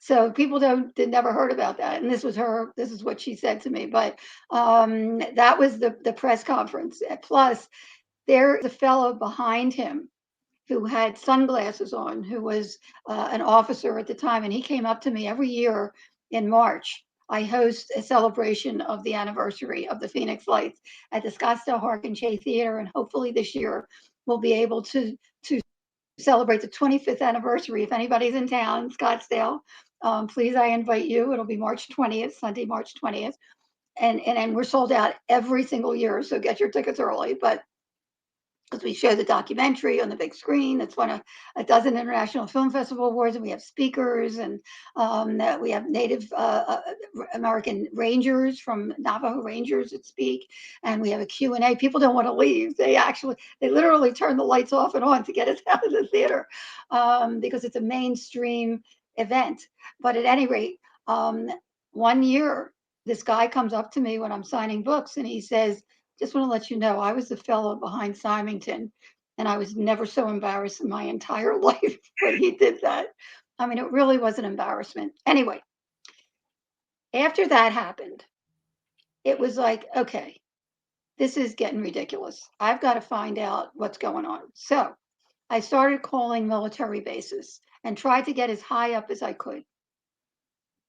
Because after he did that press conference, it put a lid on things, okay, but not for me. And I have some of those conversations, which are quite comical in my book. One guy said, "Well, I don't know whoever did this. Only God and whoever did this knows who did it." Kind of, that was his answer. Okay, and they were more interested in, because we have a number of military bases here, David Monson and Luke Air Force Base and a couple others. They were more interested in seeing my data, and I never gave them details. Never gave them details. I just said I did take some photographs. And a month after that press conference, I get a call. This is July 24th, from one of the heads of the Air National Guard. And she says, "Oh, Dr. Lynne, I think we know what those lights were back in March." And I was thrilled because I was looking for any logical explanation. She says, "Do you believe in all these months nobody ever looked at the log for visiting Air National Guard, and the Maryland Air National Guard was sending off military illumination flares in Operation Snowbird," which I later found out in military terms means diversionary tactical maneuvers, which they may very well have been sending off flares, even though not one person that saw the true unknowns describes any flare characteristics. But I said to her, "Well, when was the Maryland Air National Guard in town? She says, March 1st to the 15th. I said, were they in town in January? She says, oh, no. I said, are you sure? She says, absolutely not. I said, well, I said, my husband and I both saw the same exact phenomena in the same exact location 2 months before the mass site. And I even got photographs of them. She said, you never told me that. And I said, besides that, you're trying to tell me that flares that cannot keep, say, I'm sorry, did you ask something? No. No, I said flares that cannot keep a formation, that drift, and by then I had educated myself to military illumination flares, anything logical, that drift and drop with the wind haphazardly. They're sent off of jets with parachutes, and they just drift with the wind slowly downward and have huge smoke trails that are illuminated by the flare itself and are meant to illuminate the area around it. And again, not one person described that saw the true unknowns.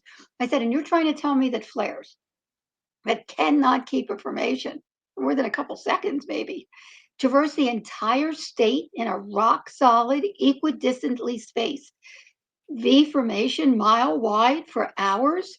And she says, I have a call coming in. I'll get back to you. Well, I'm still waiting, Dave. That call 25 years later.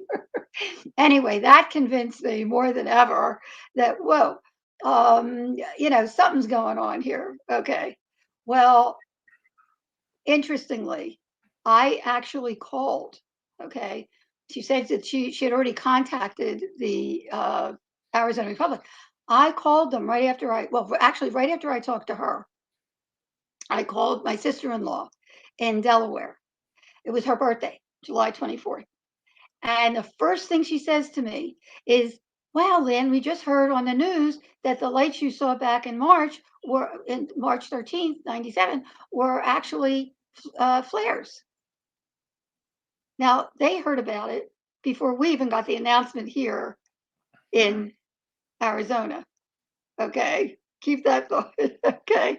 So how do they, news travels fast. Okay. But after I got off the phone with her, I thought, you know what, I've got to call the Arizona Republic and get this reporter to realize that there was a lot more to the story and that what we saw was not flares. How could he announce they were flares, right? And I get him on the phone and I said, look, I'm saying anonymous, but I'm happy to somehow get you the data and share with you over the phone that there is much more to the story. And what we saw was not flares. They may have sent off flares, but that's not what the Phoenix lights were. And he says, I'm sorry, I'm on a deadline. And he hung up on me. The next day, front page headlines, Phoenix lights were flares. Okay. Well, let's continue that when we come back here. okay. Because we are going to go to break here. Was it flares or was it aliens? My hand is up for aliens because that's what I believe the Phoenix lights were on March 13th, 1997. Dr. Lynne Kitei is here tonight on Spaced Out Radio. We're rocking out, talking about Phoenix.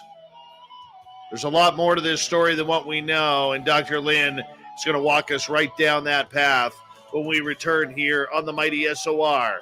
Stay tuned.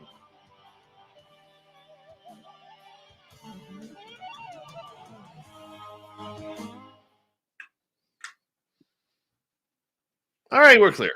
Okay, can you get me off from seeing everybody? Sure, I could do that for you. Hi, Eric with a K. Welcome back to your third favorite show. We're number 3. We're number 3, Big Bad Eric. YJ Overlander, how are you, buddy?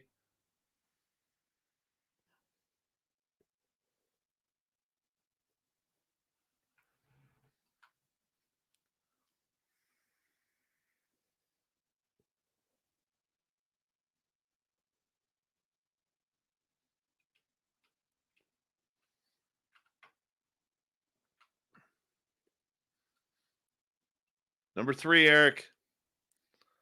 Number 3, buddy.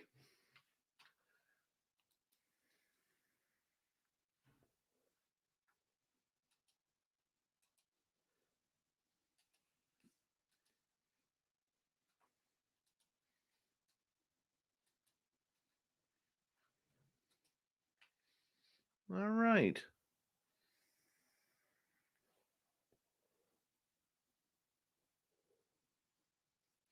Justin S., welcome.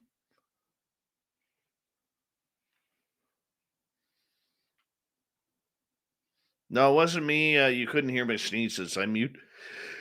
Excuse me. I muted everything and kind of go from there.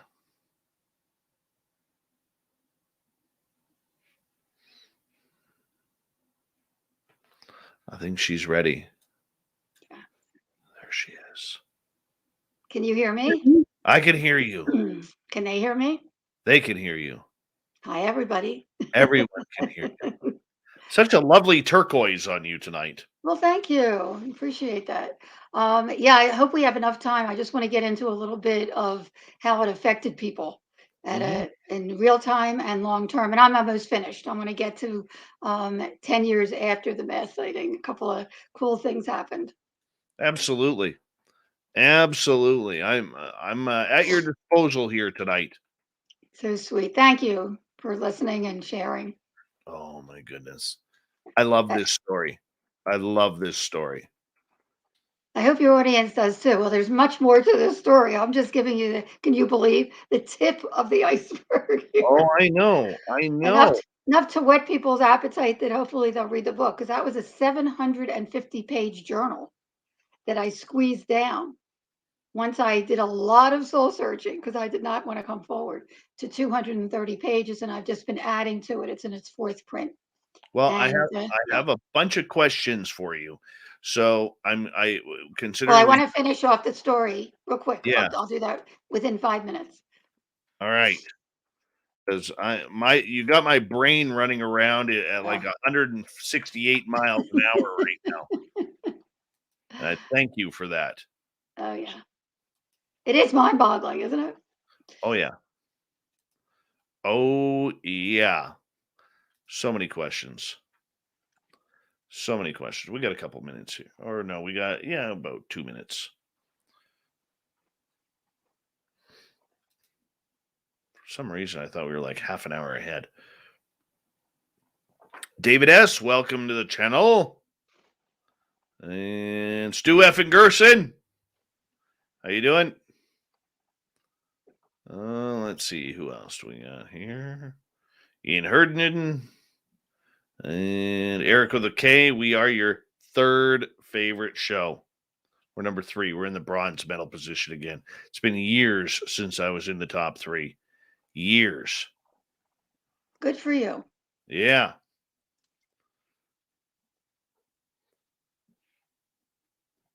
Mm-hmm. We got about a minute here. Mm-hmm. Are you having fun? I hope everyone's as having a good a time as I am. I am. Very good. Good. This is one I may replay going into bed tonight. Oh. Well, I hope it gives you sweet dreams.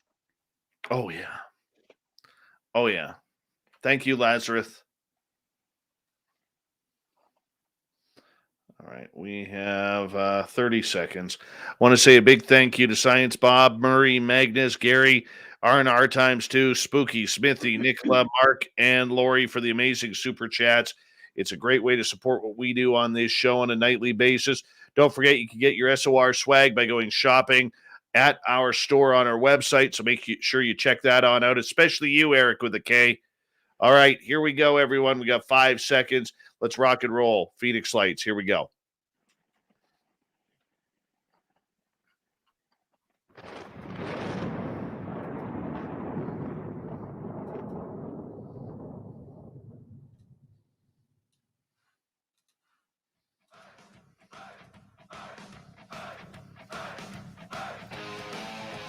We passed the halfway point of Spaced Out Radio tonight. My name is Dave Scott. Thank you so much for taking the time to join us. We really do appreciate earning your listening ears. Want to remind you that if you've missed portions of this show or others, check out our free archives by going to youtube.com/spaced out radio. Do old Davey the favor, hit that subscribe button. Our website is spacedoutradio.com, where we have a plethora of features for you, including rocking out to Bumblefoot, reading up on Shirky Poo's Newswire. Check out our swag as well. Follow us on Twitter at Spaced Out Radio and on Instagram, Spaced Out Radio Show. We continue on tonight talking about the Phoenix Lights, March 13th, 1997. What really happened there? Was it what the military said, that it was flares and military action in the air, or was it UFOs? Dr. Lynne Kitei is here tonight talking about it. Let's get right to it. Dr. Lynne, welcome back. Oh, it's such a pleasure to be here. And this is another thing that people might not know about. 3 years after the mass sighting, Councilwoman Vice Mayor Frances Barwood was running for Secretary of State on a platform to get answers for the Phoenix Lights, even just as a public safety issue. And she was asking for a reenactment, which was brilliant because, again, I'm a show me person. Hey, if it was military, shame on them for denying it and going right over people's heads. But nonetheless, show me. If you did it, I have documentation that have gone to extreme lengths to have analyzed and authenticated that no one can give me answers at military and university. But if it was military, do it again. Right before the 3rd anniversary, we get a public announcement, big time, on TV, on the radio. 3 Air National Guards were coming into town. I believe it was New York, Michigan, and California, to show everyone the Phoenix Lights. Now, whether they thought it would confuse the issue, diffuse the issue, whatever, it was a joke. Talk about a joke. If you go on the news page, which is also packed with so much material to explore and to consider, you will find that there is in the middle somewhere there is a little block that says AZ Family, and it shows exactly what they did that night. They tried to make a triangle. It was upside down. It fell apart immediately. It had huge smoke trails, just what flares do. In fact, they were supposed to do a 2-week run, and after they were the laughingstock by witnesses and the media alike, after that attempt to reenact the Phoenix Lights, which was an ultimate failure for them, that really put the nail in the coffin for them. To date, the Phoenix Lights has never been reenacted or explained, but it continues to appear around the world. And it's pretty cool because people now will look at similar phenomena and say, hey, there's a Phoenix Lights. And if you go on the photo page again, you'll see subsequent sightings that I also had. In fact, one of the most amazing sightings, and I won't ruin it for anybody that's going to read the book, was a month after 9/11. And that particular picture is on the cover of my book.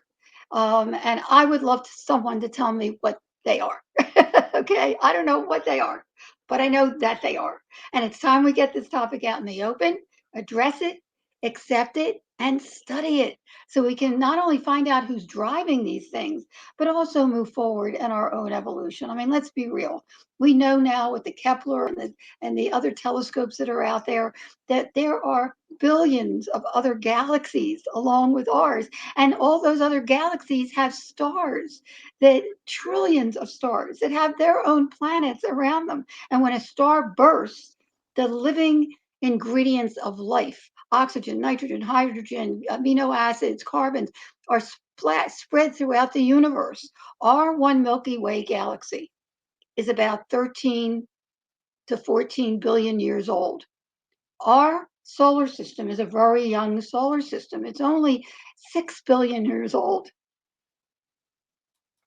There may be other, and scientists are postulating now, there may be other sentient entities out there, billions of years ahead of us, not only out there, but here now and living among us.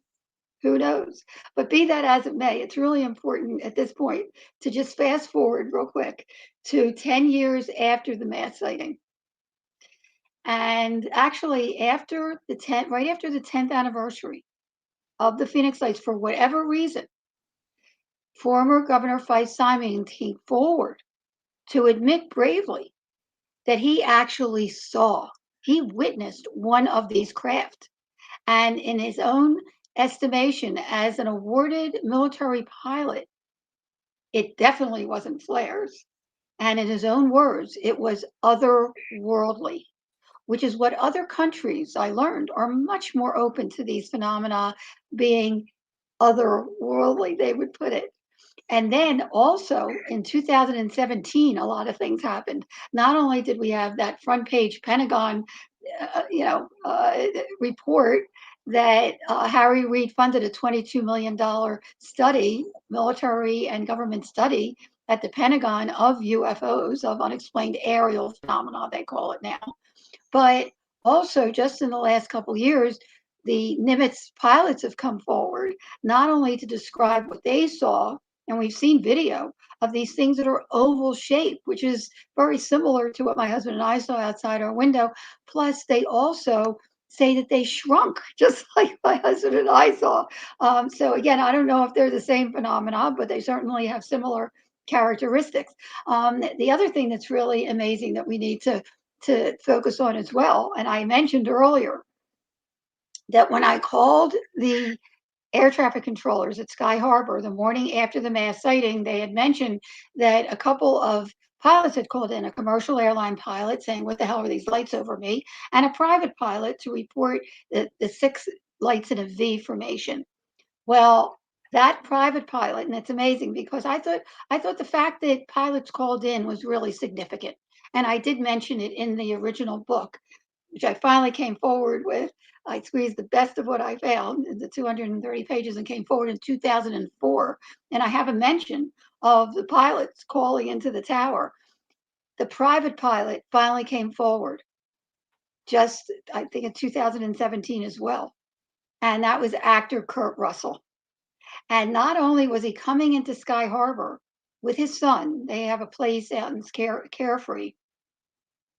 But one of the significant things, and I'm going to get into how it affected people at a very, very deep level, but he says in his report, and his report is on the news page, the UK report from the news page on the Phoenix Lights Network website. If anybody goes there, they'll find it there.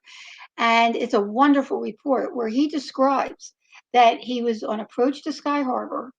His son, and it's interestingly because kids, and this guy was more of a young adult, but kids were usually the ones to alert their parents that this massive V was coming towards them. And he said to his dad, "Dad, what is that?" And he notices that the 6 lights in a V, and they were very close to it. And he says, "I better call into the tower to report it." He reported it, and they never talked again about it. And this happened to other people as well. A couple years later, he walks in to his home, and he was living with Goldie Hawn, and she was watching a show, and they were talking about the Phoenix Lights. And he thought, boy, that was like a Richard Dreyfuss moment. Like, it sounded really familiar. And he goes and he looks at his log, and lo and behold, he's that pilot that called into the tower, which is really amazing. The more credible people that come forward, the more credibility it lends to the whole topic. So I always welcome people. And that's the other thing. That's the other thing, Dave, how it affected people in real time. You know, the movie Independence Day was huge, like 6 months before the mass sighting. And we're so inundated. And we go into this in the documentary. It's an important aspect of this whole genre, is that we are so inundated with threat, and harm, that Dr. Gary Schwartz, who was the head of the Consciousness Study Department at the University of Arizona, made a very profound statement. He said, if you're inundated with the threat factor, how do you think you're going to react when you see something that you're supposed to be afraid of, right? And what happened was that when children would see this mile-wide V coming towards them, they would jump up and down, Independence Day, Independence Day. But as it got closer, a calmness came over everyone, adults and children alike. The children wanted their parents to run, to get in their car and run after it. And in real time, a connectiveness came over everyone to the phenomena that changed their life forever. in real time, and I hear it over and over and over again. But even more significant is long term. I still hear from people. I mean, people went into the peace movement, people went into the environmental movement for the first time. It woke them up to the fact that we're not alone in the universe. It's not a belief anymore. It's a knowing, and nothing was more clear about that than when a number of witnesses had described to me personally that they had had near-death experiences as children that was reawakened by the mass sighting. And Dave, that blew me away because I did too. And I don't think we're going to have time for me to get in my near-death experience, but I lay it all out there in the book. But it changed my life forever. And I was 8 years old. I thought when I came back, I thought everybody knew the secret. Everybody was psychic. Everybody was empathic. And what was significant, though, is that at that point, I thought, geez, maybe there's a connection between all unexplained phenomena, whether it's near-death experience, out-of-body experience, unexplained aerial phenomena that have a mystical light associated with the experience. And lo and behold, again, when I started looking, there was so much credible data out there concerning the UFO phenomena. But again, there was credible data concerning this phenomena at the Omega Project, which is like 4 inches thick, from the University of Connecticut, Dr. Kenneth Ring, and Dr. Bruce Grayson, who was a near-death experience guru, and Dr. Stuart Twemblow, and even Dr. John Mack at Harvard.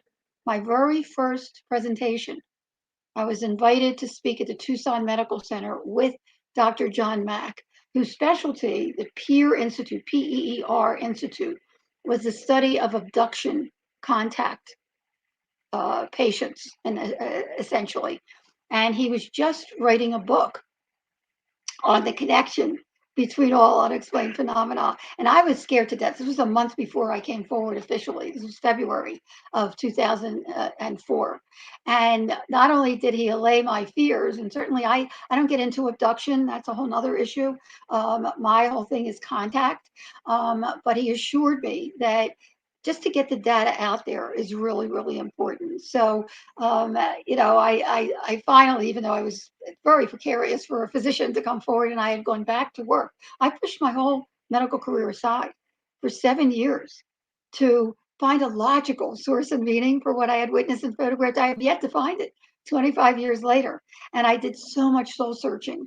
I did not want to come forward. But what do you do with that, Dave? I mean, here I went to extreme lengths to have my 35 millimeter, the only 35 millimeter that exists that we know of, analyzed and authenticated and university and military level, and no one could give me an answer. In good conscience, how could I stick it in a drawer? And anyway, ultimately, I did come forward, which was really interesting because I went back to work to help put our younger son through medical school at the Arizona Heart Institute. I was chief clinical consultant of the Wellness and Imaging Center, the heart test to see if you have calcium built up in your arteries. And nobody knew that behind closed doors, in between patients, I was editing down that 750 pages to the 230 pages. When I came forward, I could not believe that doctors and nurses would pull me aside and start telling me their stories and how it changed their lives. Because once you have, because when I found the connection between all unexplained phenomena, the awakening, the enlightenment, the change in worldview, that changes people forever, the connectedness that the individual that has what I started calling an UP, unexplained phenomena, UP, and UP, experience a connectedness to the universe and to the earth and to each other that they probably have never ever felt before. And like I said, it wasn't a belief anymore, it was a knowing. And I know when people read the book, I have to tell you, because people are still feeding into the flare theory, if you could believe that. But it was the Boomerang videos that really got hit for that. I don't know if we have time for me to tell you a little story about We got 8 minutes. We got 8 minutes. Okay. The August after the mass sighting, I learned because once I had these pictures. I did get in contact with, because it was amazing. Okay, let me go back. I talked about coincidence. A week after the mass sighting, on Tuesday night, after that Thursday mass sighting, I see this guy on the news, and they're showing my video again. I mean, it was big news for weeks, okay? And they kept showing my video.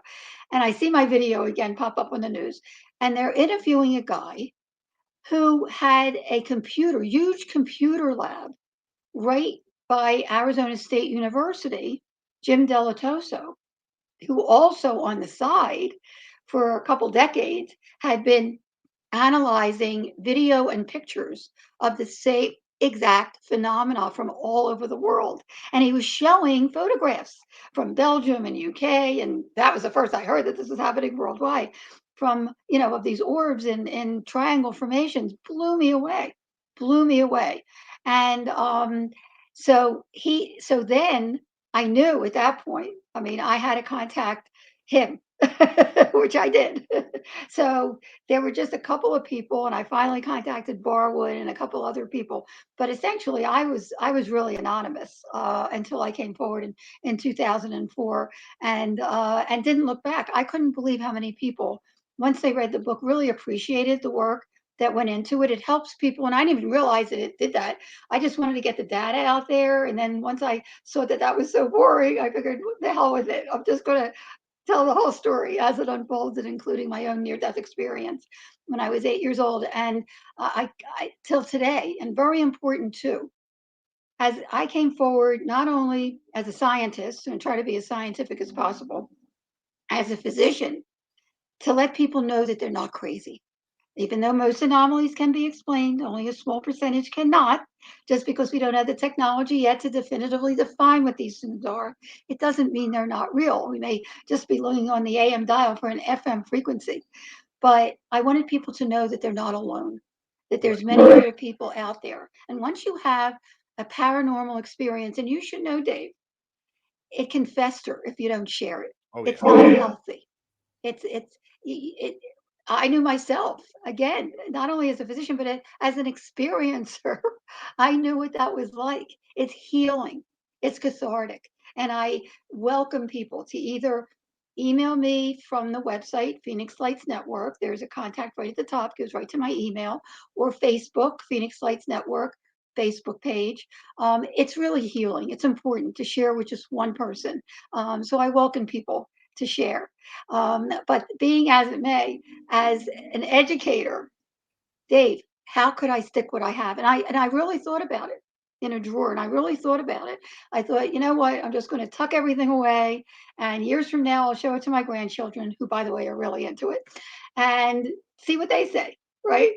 But the only person that read my 750-page journal was my younger son, who is a neurologist now. He's also an angel on this earth.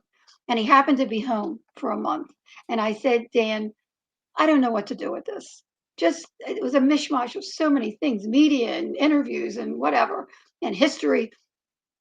Just give me some advice here. And he looked at me after he said, Mom, this is too important not to share. And everything you've done has come up to this. You have to share this. And, from the mouth of babes. And I've been doing health reporting since 1976. I've been doing everything from writing and reading and researching and going out in the field and shooting and whatever. And that really hit me. And then after I came forward, I started doing radio programs like this into the night and Barnes and Noble on the weekend and tours and borders. And some parents had seen me here locally. And don't ask me how they arranged it, because it was not a topic for schools. Okay. It still isn't. It's really hard to get into the schools. But I was contacted by parents to present at a middle school here.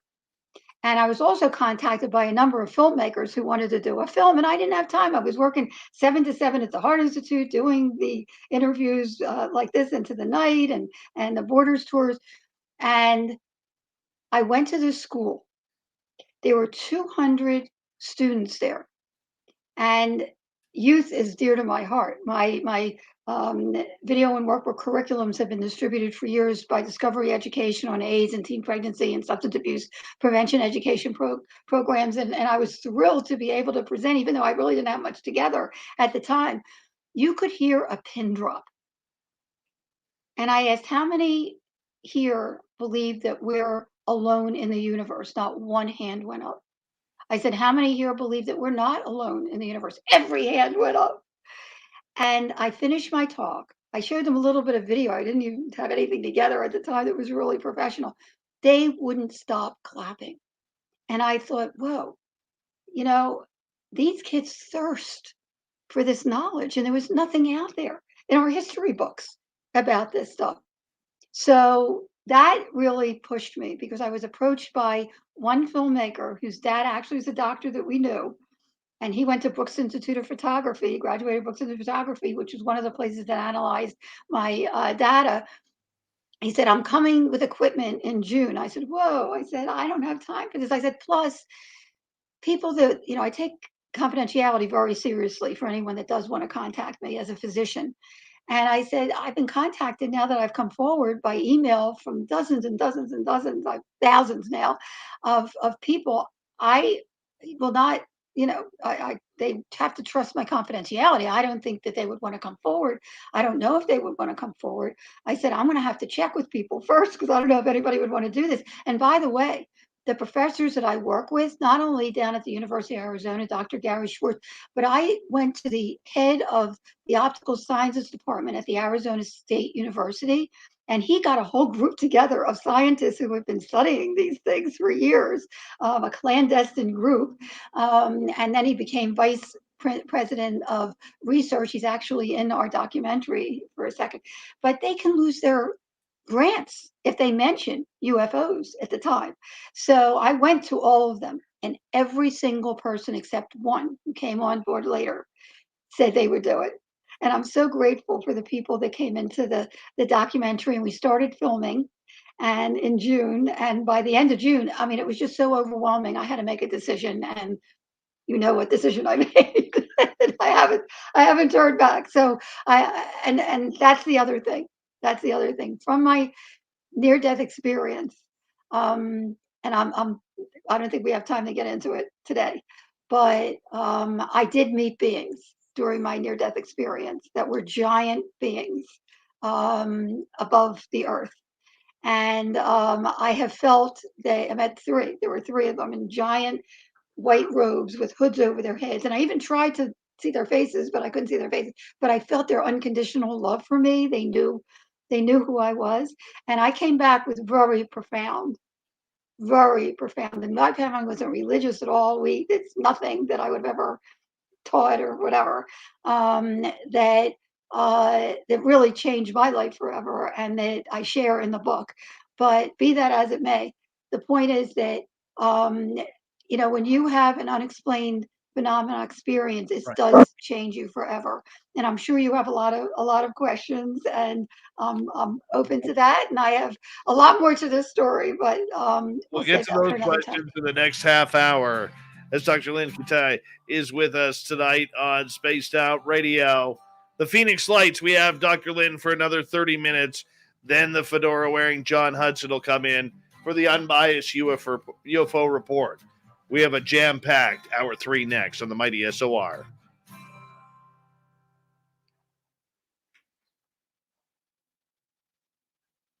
All right, we're clear. And if Dave, can you hear me? If you'd like, I will get into a little bit about what I brought back from my near-death experience, because I think it would help. And also a picture that I've now added to the 4th edition of the book. Okay, is that okay? Well, that's fine by me. Okay. Are we doing okay? We're doing great. When we get to the break of the next half hour, when I say goodnight to you, just stick through the break, and then I will say a proper goodnight during the break, okay? Okay. All right. We are awesome. Loving this. Is the audience enjoying it? Yes, they are. Okay. Yes, that's the important thing. All right. Yeah, we're all having fun here listening to you tonight. Listening to this crazy lady, right? To sound crazy? No, not at all. Well, I try to make it as credible and professional as I can, but it is what it is. Very nice. And I do want to get in the Raising Arizona thing. I have to remind myself.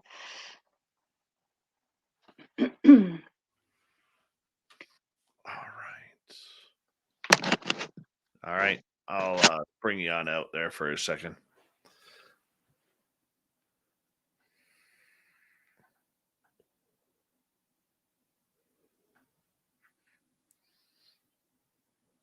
I'm having fun tonight with this.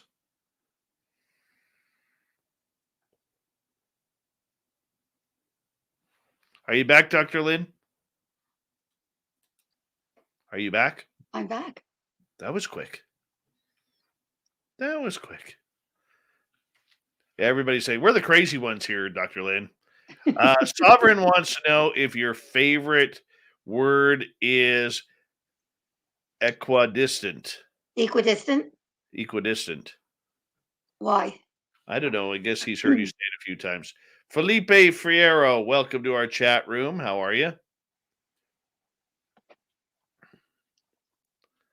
Lots of new faces in here tonight. This is awesome.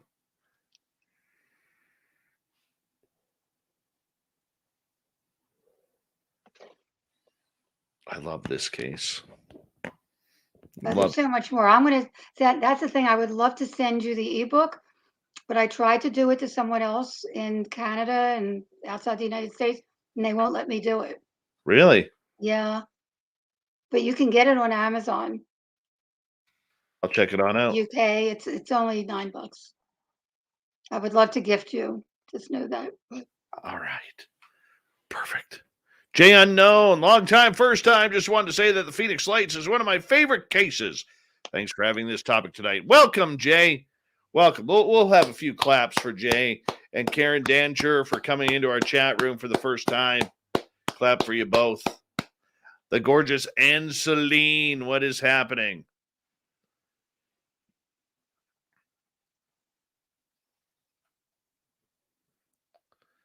I'm surprised nobody mentioned that I changed guitars around. I moved the red one in. Nobody noticed. Are you a player? I'm learning. I take lessons with my boy. Cool. Well, my boy takes lessons weekly. I go every couple weeks. How's he doing with it? He's awesome. He's getting so good. I think he's already surpassed me.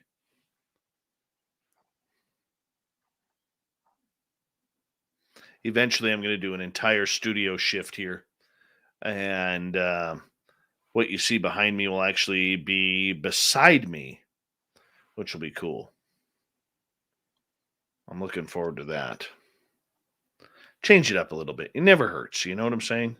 Absolutely. And then I'm going to put a big green screen back behind me. That'll be cool. Yeah. So I'm looking forward to it. Well, thank you, Bat Mom. I did change my guitars. Thank you for noticing.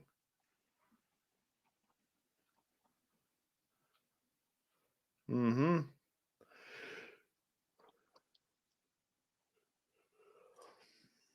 All right, we have about 90 seconds.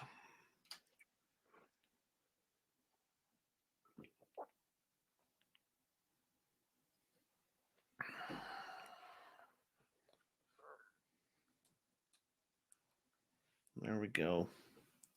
So much fun tonight. The gorgeous Thin Lizzie Borden. How's it going?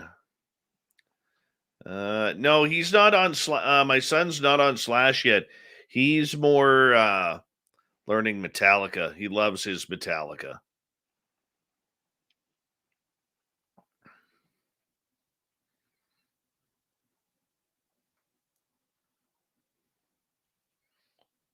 We got about 45 seconds. Want to say a big thank you to Science Bob, Murray, Magnus, Gary, R&R times 2, Spooky, Smithy, Nicola, Mark, and Lori for kicking off the great super chats tonight. We really do appreciate the love and support through the super chat. It's a great way to support what we do on this show. A big thank you to everyone who's gone shopping on our website, spacedoutradio.com/shop, grabbing your t-shirts, your hat, like Uncle, or make that Grandpa Holland with his Bigfoot hat that he's got, playing my favorite guitar that he has. I'm so jealous of that guitar. All right. Thank you to all the vets who are tuning us in. We really do appreciate it. And we're going to get going here right now. Would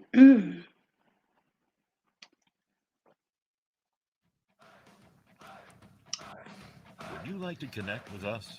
Head to spacedoutradio.com for all your latest show info. Now, back to Dave Scott and SOR. Here we go with the third and final hour of Spaced Out Radio tonight. My name is Dave Scott. Thank you so much for taking the time to join us. We really do appreciate earning your listening ears wherever you are on this beautiful planet we call Earth. Hello to everyone listening in on our terrestrial affiliates around North America and digitally on TalkStream Live, Revolution Radio, and KPNL. All of our archives are free. Go to youtube.com/Spaced Out Radio. Just do me the favor, hit that subscribe button. The Desert Clam has set the password for tonight in the SOR Space Travelers Club, Xenodokium. Xenodokium is your password. Use it wisely, Space Travelers, as the clam sets the password each and every night right here on Spaced Out Radio. Our website, spacedoutradio.com. We have a plethora of features for you, including rocking out to Bumblefoot, reading up on Shirky Poo's Newswire. Check out our swag as well. Follow us on Twitter at Spaced Out Radio and on Instagram, Spaced Out Radio Show. For the final time tonight, Dr. Lynne Kitei is with us tonight, talking the Phoenix Lights. Yes, March 13th, 1997. This is the UFO case, in my opinion, that needs the most recognition next to Roswell. We need to know what happened here. Too many eyewitnesses, too many military bases around, and too many people from famous to little kids trying to figure out still to this day what happened on that fateful night in Phoenix, Arizona. Dr. Lynne, welcome back. Great to be here. In fact, as you mentioned, and more military are coming forward to me now that they're retiring. And actually just had an email a couple months ago from the gal that was on the weather station at Luke Air Force Base that night. And she divulged to me that she was getting dozens of calls and went outside and actually saw it herself. So anyway, it's amazing how people, and especially credible people that come forward. We have a share page on the Phoenix Lights Network website that we just posted her report if people want to check it out, and some other military reports of people that have bravely come forward. And it's time we get this out in the open, as I said, and address it, accept it, and study it so we can get it out in the open and learn what's really going on. I mean, when I had my near-death experience, and I won't get into the details, but I did mention that I did meet 3 giant beings in glowing white robes above the earth. And you could call them the Watchers. Okay, that'll give you a little spoiler there. But when I came back from my near-death experience, not only did I feel that they've been with me as guides throughout my life, and whenever I've come to a crossroads, I ask for guidance. I don't hear voices, but I get strong feelings for things. And one of the things that, first of all, I came back with, if I could lend something to the audience, 3 important words, 3 A's: awareness for things that come before you. I have always felt that everything is there for a reason, and I try to make the best of it. And, for anybody out there, do you just blow off things, or do you really take note with your eyes open of what you're being gifted with, whether it's people or events or opportunities? So awareness is really important in your lifetime, if you choose. It's all a choice. Attitude, positive and negative attitude are really poignant and powerful. I have seen it in medicine. I have seen in medicine not only with negative mindset, people getting more ill, but also positive mindset, people actually healing themselves. It's amazing when you really look at the data. And again, I try to be as scientific as I can, and the data is there. When it's like the man that cried because he didn't have shoes until he saw the man that didn't have feet. And what I do at night is actually mark down the things from that day that I appreciate. And it's amazing if you feed into that, you really have more of a positive outlook. And that's the third thing: appreciation, gratitude. Every day there's something to be thankful for. So if I can lend those 3 A's to you, each and every one of you out there: attitude, awareness, attitude, and appreciation. If you can bring them into your life, it really will help open your eyes to the wondrous possibilities out there. Now, going back to the beings that I met, and I haven't seen beings that I know of, although going back to the missing time, something might have happened there. Okay, that's a whole nother story that we can talk about another time. But I have trusted in the guidance. There are intelligences out there that if you ask for their guidance, if you ask for their help, they're out there. And if you're aware enough that you can get feelings for things, as I've become and I've trained myself, here's just an example. My background, not only in medicine, but before, actually as a child, I was in professional musical theater as a singer, dancer, actress, and toured with Gordon McRae in Oklahoma, Betty Grable, if you know that name, in Guys and Dolls. I understudied Barbara Eden, Jeannie. I Dream of Jeannie. I understudied her in Sound of Music. I also did Broadway. I did Alice in Wonderland with Sherman Hemsley. I don't know if you remember the show The Jeffersons. Yes. Okay. That before he got that part, he was the caterpillar, and he would crack me up every show. And the movie Raising Arizona. Talk about a little bit of a coincidence. Okay, before I get to that one, when I was in a month before I started medical school, and here's where I've come to trust the guidance, and so many times, but I was touring with Barbara Eden in Sound of Music, and I got a call from Leon Uris, who had written the book Exodus, was a bestseller. Exodus, real thick book. The movie was a giant hit with Paul Newman and a whole host of other stars. And now he was doing the musical. Don't ask me how he heard about me, but he called me to audition for the ingenue. So I had a 3-octave college shore soprano voice, and began studying at the age of 14 with Dr. Robert Page, head of the music department at Temple University. At any rate, he flies me to New York City. I'm in the Schubert, one of the big theaters there, and I knew that I was starting medical school in a month. Now, this was 1970, and there were only a handful of women in my class of 120 students at the time. But this was a chance of a lifetime. I auditioned. It got down to 2 of us. And ironically, talk about a coincidence, the other person was Jacqueline Mayrow, who was at my elementary school back east. She was a prima ballerina and was plucked out to do the original role of Baby June in Gypsy on Broadway with Ethel Merman. And it was between the 2 of us. And when I learned that it was between the 2 of us, I thought, oh my gosh, what should I do? What if I get the part?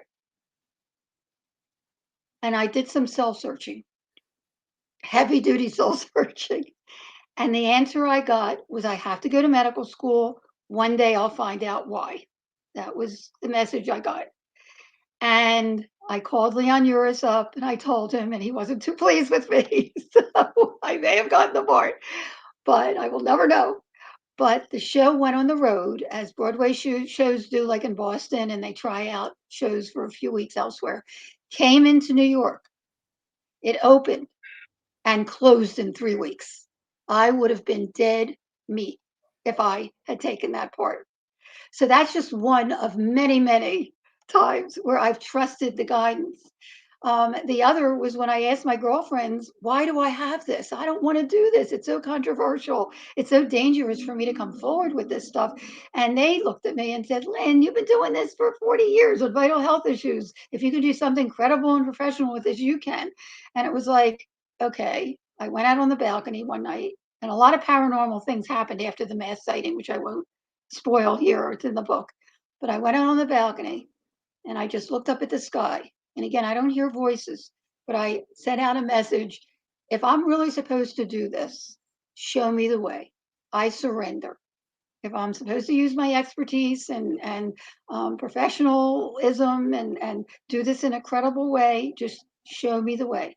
And ever since that day, the puzzle pieces just keep fitting together. I don't know where it's going to lead, but it keeps fitting together, which has brought me here with you today. Another interesting aside before we get, I know you have some questions, which I think your audience will appreciate. You said you saw the movie Raising Arizona? The Yes. movie Raising Arizona? Okay. I played the mother in that movie, Flores, Arizona. I'll be mortified when somebody comes up to me and says, "Oh, I recognize you from Raising Arizona." 3 hours of makeup and whatever.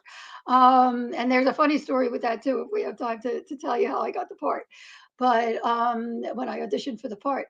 But what was really amazing is when I did come forward and I started speaking, I think it was 2005 or 6, somebody came up to me at one of the conferences and says, there's a reference to UFOs and your character in Raising Arizona.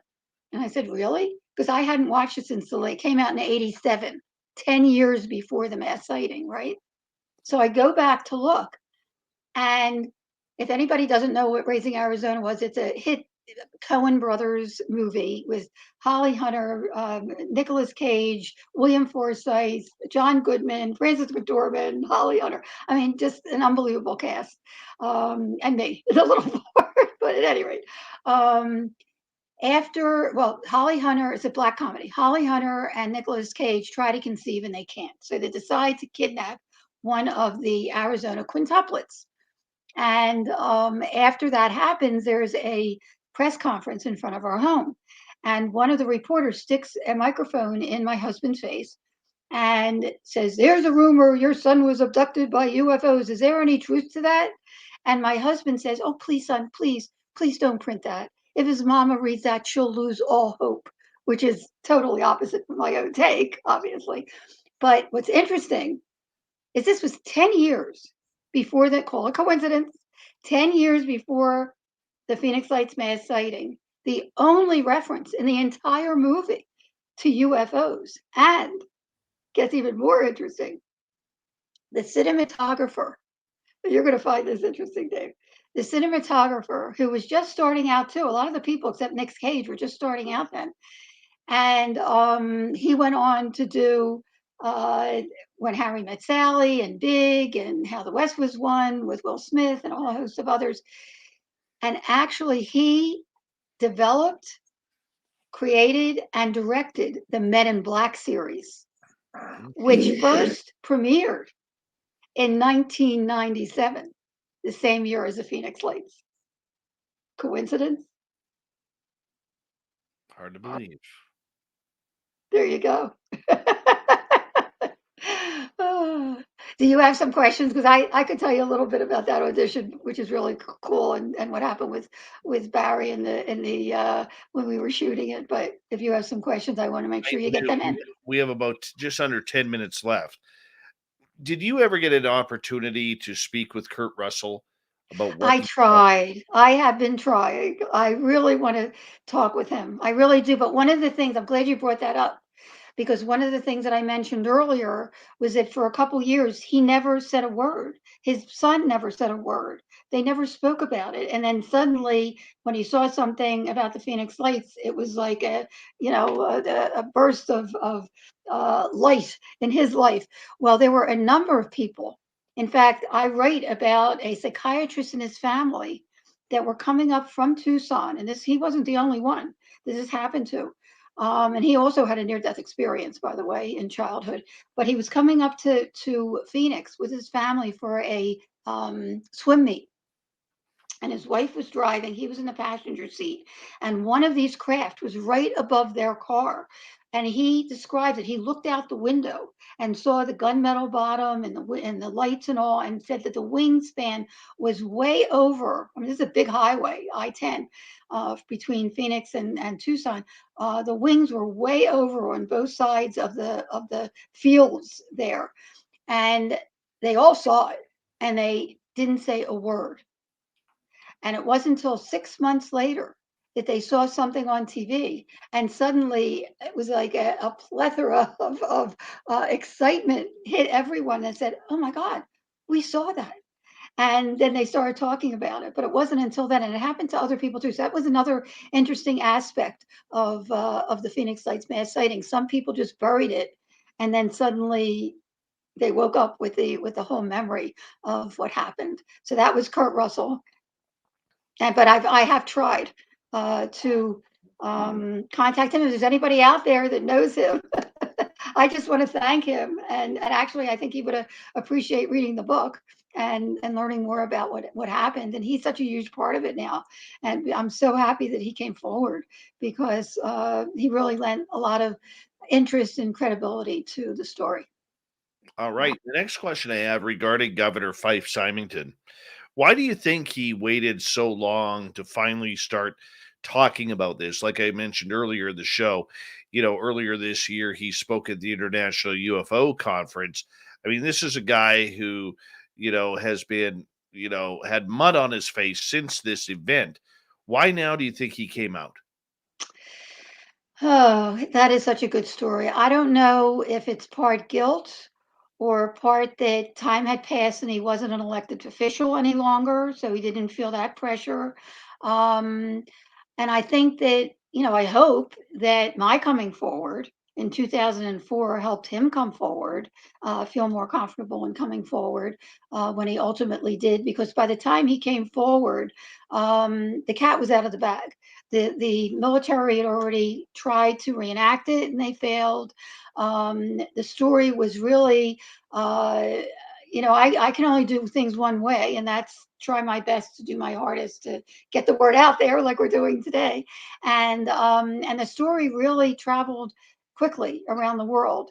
And I think that the credibility of the story got to a point where he felt comfortable coming forward and finally divulging what he had seen. And I'm really glad that he did. I think it was brave of him. He's the only elected official who's ever done that.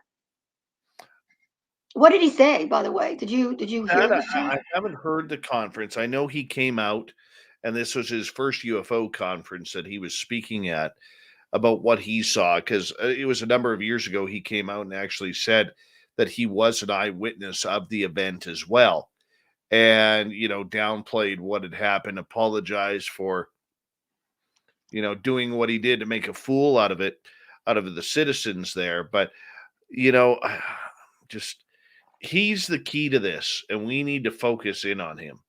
Well, he won't. He rarely talks to the media, and I tried to contact him too. I just wanted to thank him for coming forward, and I got the book and the documentary to his office, and then one of the people that are in the documentary, who's in the documentary, met with his son on another issue. She was involved with the peace movement, and got him the book as well. And I never heard a word. I just wanted to thank him for coming forward. So I have not had an opportunity to chat with him yet, or Kurt Russell, and I look forward to that. I'm here, and I would love to.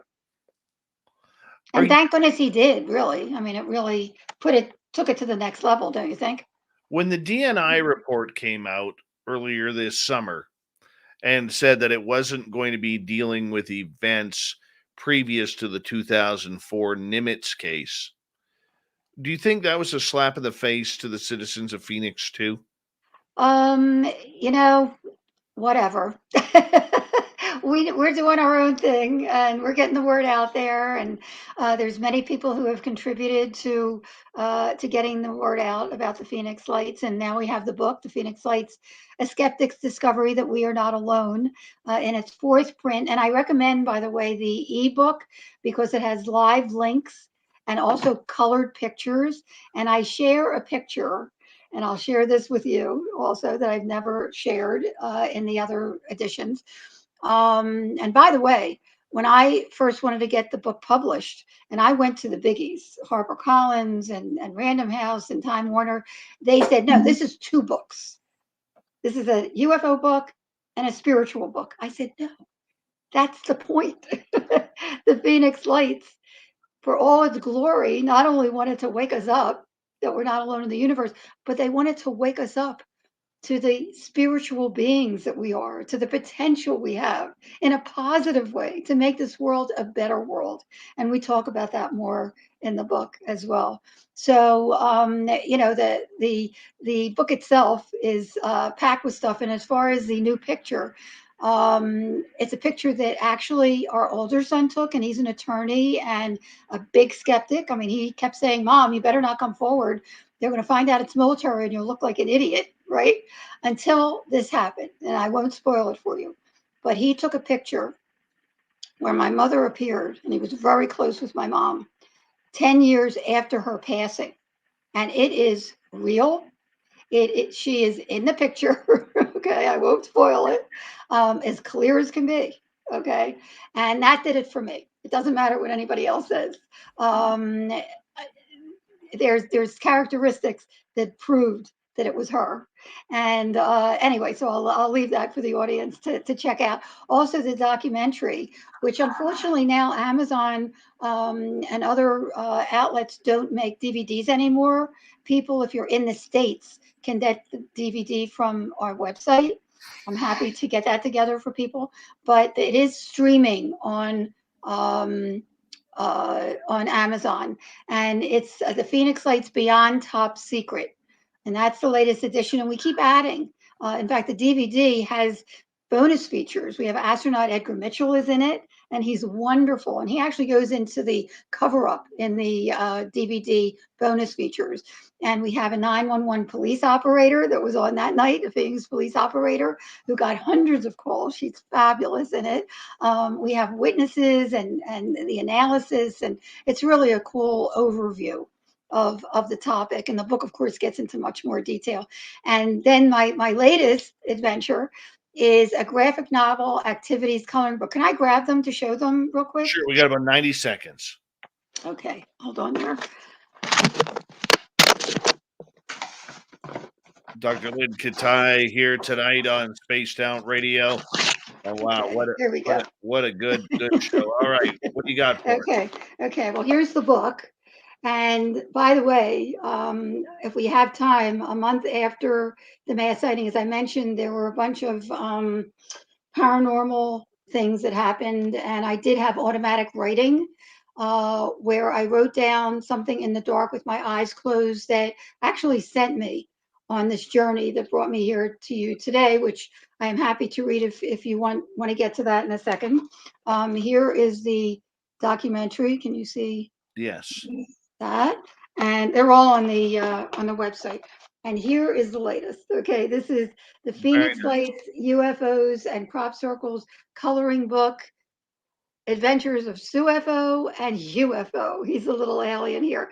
And it's for all ages. I wanted to get something out there. I've been working on a curriculum for 9 years now to get into the classroom, which is not easy. Okay. But I figured for the anniversary, I wanted to get something for all ages, from the Phoenix Light story, as well as 80 crop circles to color, as well as activities. We have word finders and all kinds of cool stuff in there for all ages, for parents and teachers and kids to all do together. Beautiful. Dr. Lynne Kitei, thank you for coming on Spaced Out Radio tonight. We will definitely do this again. Coming up next, we have the legendary fedora-wearing John Hudson with the unbiased UFO report, Shirky Poo's news, and the thought of the day. Stay tuned. Spaced Out Radio continues right after this. Great show, Doc. Okay, I hope you don't mind that I wanted to plug Not at all. the new book. You gave us your time, so that's the least we could do. Oh, of course. So everything was okay with you? It was Good show? perfect. It was amazing. Good show? Okay. I try to get in as much as I could. And I have to admit, I don't like to get into the political stuff or bash anyone. So I didn't want to get too much into the I hear you. Symington thing, but Frances Barwood really got pissed off. I bet. Because she thought that he, got away with a lot of stuff by, bashing the sighting initially. Right. But it was great that he came forward, and it's all good. See, did I get enough information out there? Amazing amount. Yeah. Amazing amount. And the Mark, comments were okay? oh yeah, everybody's loving you. Oh, Everybody's good. loving you. No, I want to make sure they love the data. It speaks for itself. So thank you for letting me share it. I really All appreciate right, it. Dr. Lynn, much love to you, and We'll thank you for talk making soon. time for us, okay? And if you would be kind enough to send me the links whenever it is, and Sure. I'll share them also with our fans because we have Yep, thousands out we there. can do that. Okay, We thank can do that. you. Take care. Bye. Bye-bye. Mwah. Keep looking up. Absolutely. Gotta love Dr. Lynn. She's amazing. Oh, for the first time having her on, I'm still excited. I'm like feeling like a schoolgirl, all excited. All right, coming up next, we have John Hudson, the fedora wearing John Hudson. We'll get him here momentarily. My goodness, why am I yawning so much? Oh my God.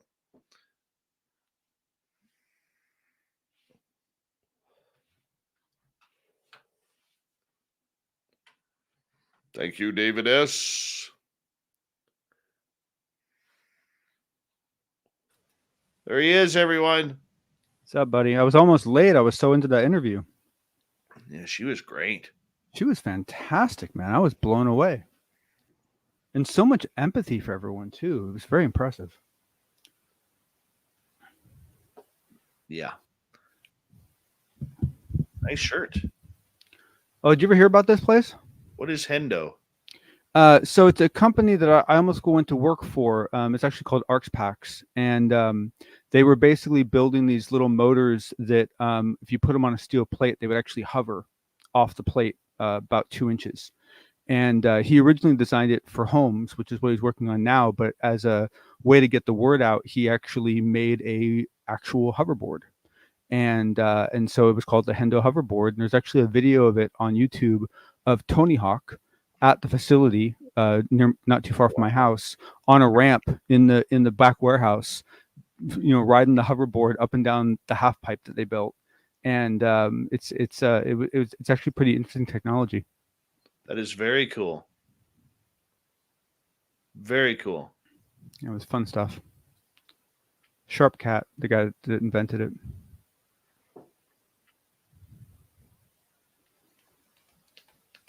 All right, we've got 2 minutes, buddy.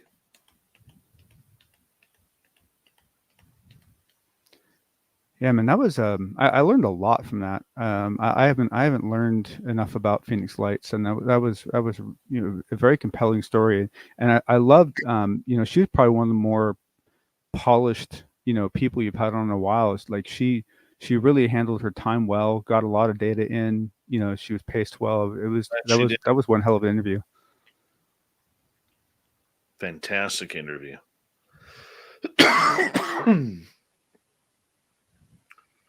Yeah, I must admit, I don't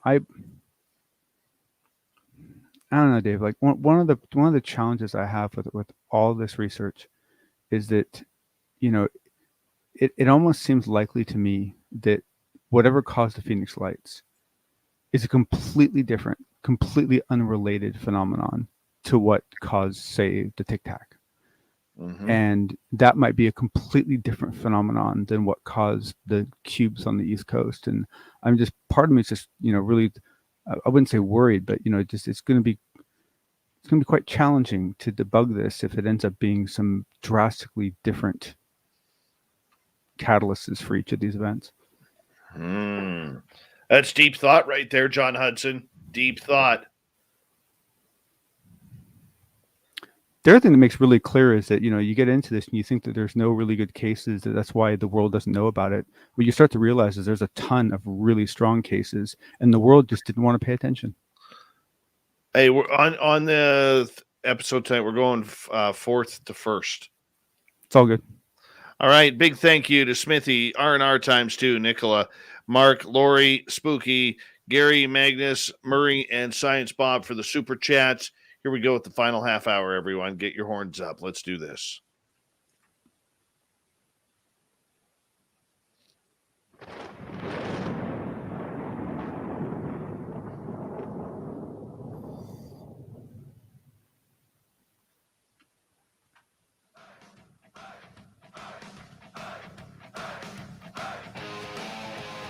We rounded third. We're heading for home tonight on Spaced Out Radio.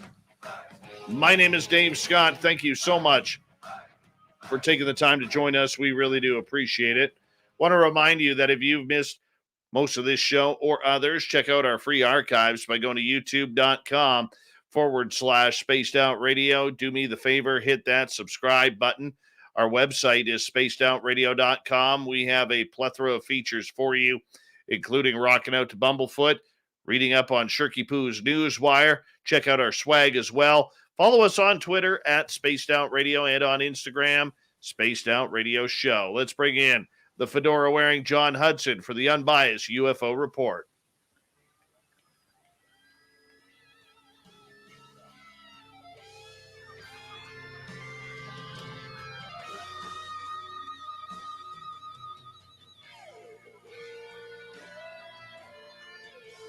And Big Bad John comes in to keep us updated on everything that's going on. John, thanks for joining us. How you doing, buddy?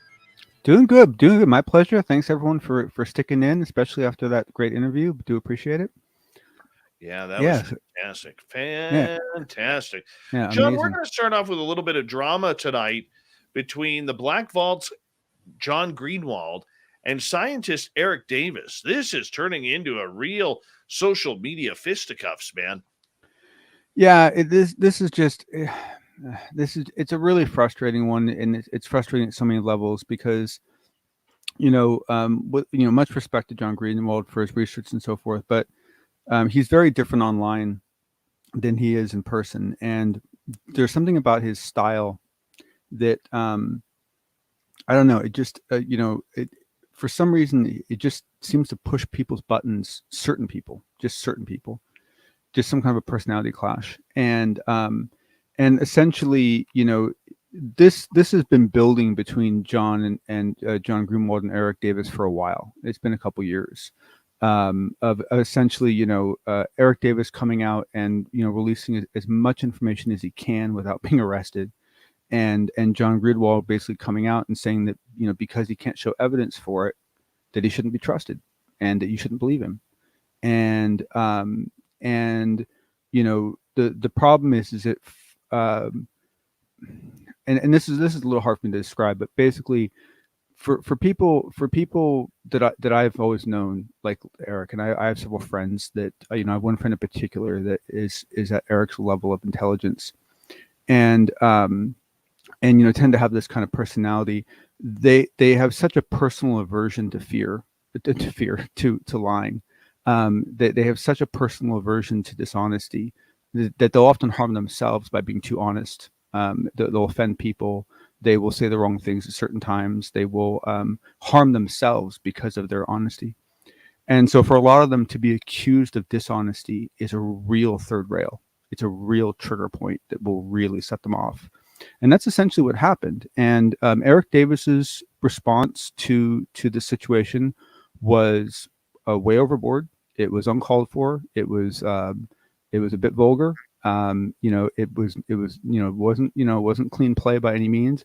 However, it was not done on Twitter. It was done in a private chat organization, a private chat room, like several of the ones that you and I are involved in, that are usually kept, kind of, you don't speak about what's said.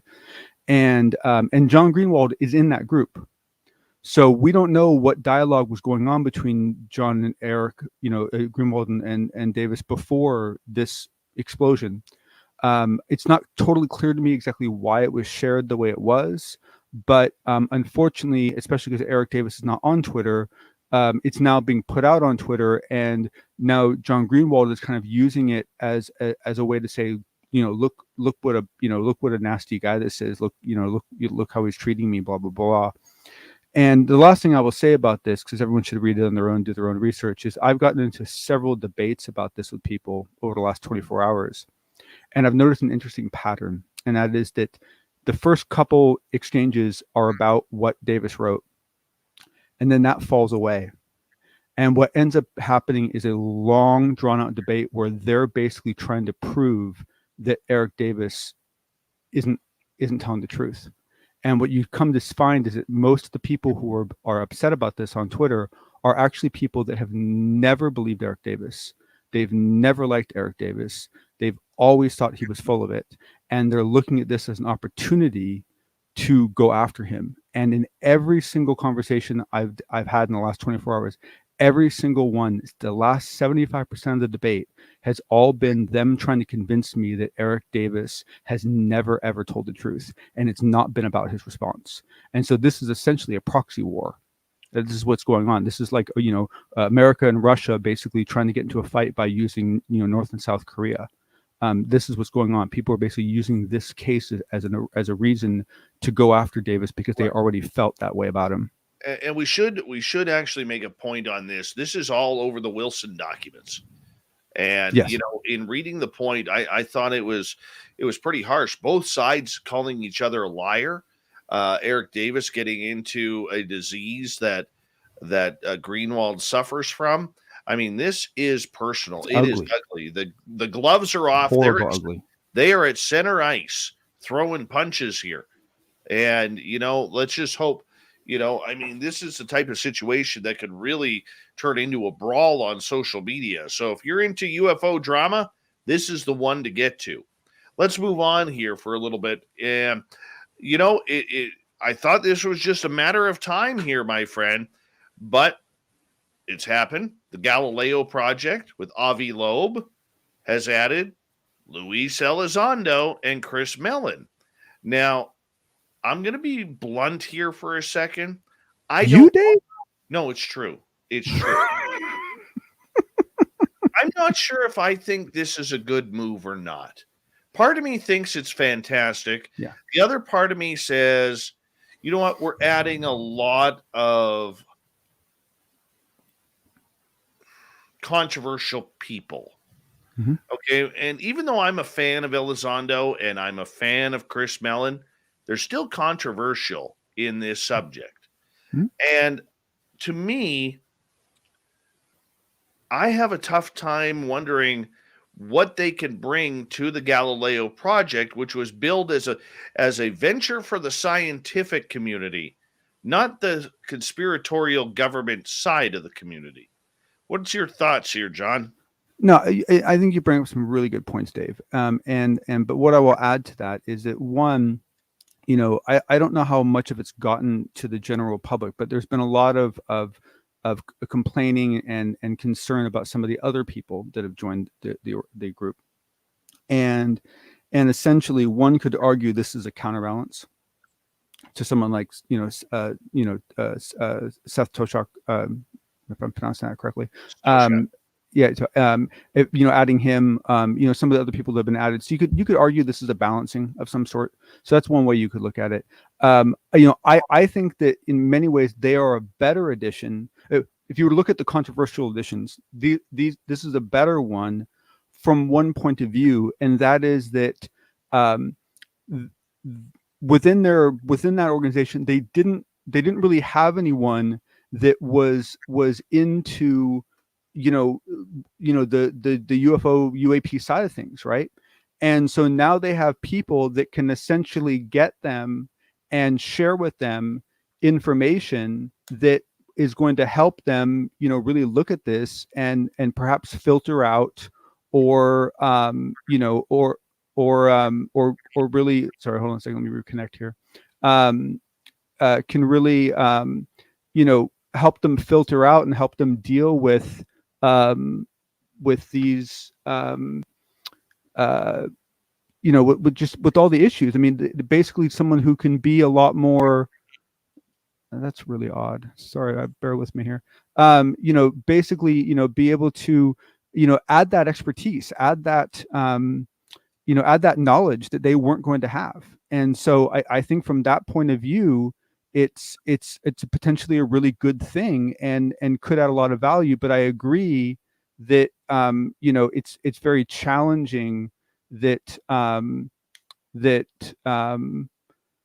these controversial people are being added. This one, though, I mean, this is where it gets political. Yes, Chris Mellon brings deep pockets, but he's not spending his own money on this project. We already know that. Mm-hmm. Okay, we already know that Avi Loeb has raised almost $20 million for this project. And I believe with Lou Elizondo and Chris Mellon, there's a good opportunity that more money could be raised and be more of uh, a financial benefit. Which is But good because what Avi wants to raise is 100 million. But I don't think either of them bring anything to the scientific field of study. Personally, yes. Personally, yes. But they have access to scientists that the Galileo project did not currently have access to. And so they can bring them things like signal information, frequency information, field range, frequency types, field types that, because one of the things Lou Elizondo said is that there are ways to track these objects that are far simpler and far cheaper than most of us realize. And if he's able to share that with Galileo, then it gives them an opportunity to either A, look for those things, or B, filter them out and look for, the astronomical things that they want to look for. Here's my thing, though, John. Okay, and I believe you, and I think you're bringing up very solid points as per usual. But from a public's perspective, Lou Elizondo has a great reputation from the public perspective. Maybe not in the UFO community, but on a mainstream media community, this guy is Teflon. Yep. Whether we want to hear that or not, I think we can. Now. Yep. Okay. But, my excitement with Avi Loeb and the Galileo project was that this was going to be something where members of the SCU, the Scientific Coalition for UAP Studies, was going to get together and really, really make something happen here outside of the secrets of the United States government. And now we're bringing in Spook 1 and Spook 2, along with, never mind some of the other controversial ads to this team. And I'm finding it all of a sudden really, really hard to endorse. I really am. Now, I see that. Different than the TTSA. We have legitimacy here. You don't get a job as an astronomer for Harvard if you're a dumb guy or a controversial guy. You know what I'm saying? No. You might become one later, but you don't start out that way. No, and I agree with you. But I was really, really hoping that Loeb would take a different approach. I don't think he's done a lot of homework on some of the people he has added through his associates as well as his team. And I think this step just brought it a lot closer to government than maybe what a lot of us had hoped for. We wanted that anti-government study. We really did want that anti-government study. And adding Elizondo and Mellon to this team brings the government spooks right to the doorstep. And that's what I'm uncomfortable with. No, and that makes sense. But the last thing I will add is the fact that the whole point of this is to build detective equipment that is not owned by the government. And they're coming on as research affiliates. And so this does give them an opportunity to hopefully, and I'm being optimistic here, is hopefully share with them what they can do to their gear to pick up what the military equipment is picking up, but doing it in an open platform. And so that's the ideal scenario. And so hopefully something like that happens. But I agree with you, there's a lot of risk. Although I have to admit, as far as controversy is concerned, I don't know what would be more controversial, adding those two or adding people from adding the SCU. I don't really know which one would cause more problems for them. All right. Finally tonight, as we only got about a minute and a half here, NASA requests feedback for better ways to announce discovery of life outside of our planet. Yeah, I almost didn't put this one in there because I was like, I don't know what I'm going to say. I don't, it's kind of like the whole, if you don't have anything nice to say, don't say anything nice at all, Hey, may I know exactly what we should do here. We should bring in Chris Mellon and Lou Elizondo to help them out too. I mean, they're everywhere already. Hold on, I let me know. look at my desk, see if Elizondo and I know. It's just, we're under there. and I mean, look, from one point of view, right? From one point of view, maybe this is one small little piece of NASA thinking to themselves, "Oh bugger, we might actually have to announce aliens sometime soon. Maybe we should get feedback from the public for that one."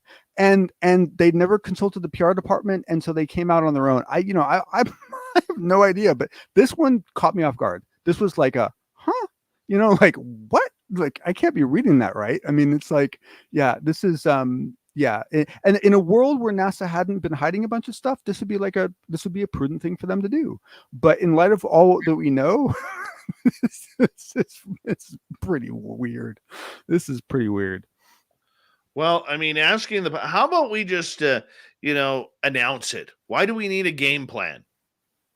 Why can't we just say, hey, we found microbial life on Mars, like we have? Because you only got one chance. You want to do it right, You want to, Well, don't do it like the NFL halftime show because they've been terrible the last 20 years. Don't take advice with the jets flying over. or you add Elizondo and Mellon to your team because they need more projects for their resumes. John? Oh, yeah. Elizondo up there with Beyonce on the stage would be awesome. Yes. We're out of here, buddy. Talk to you in a couple Thank you, sir.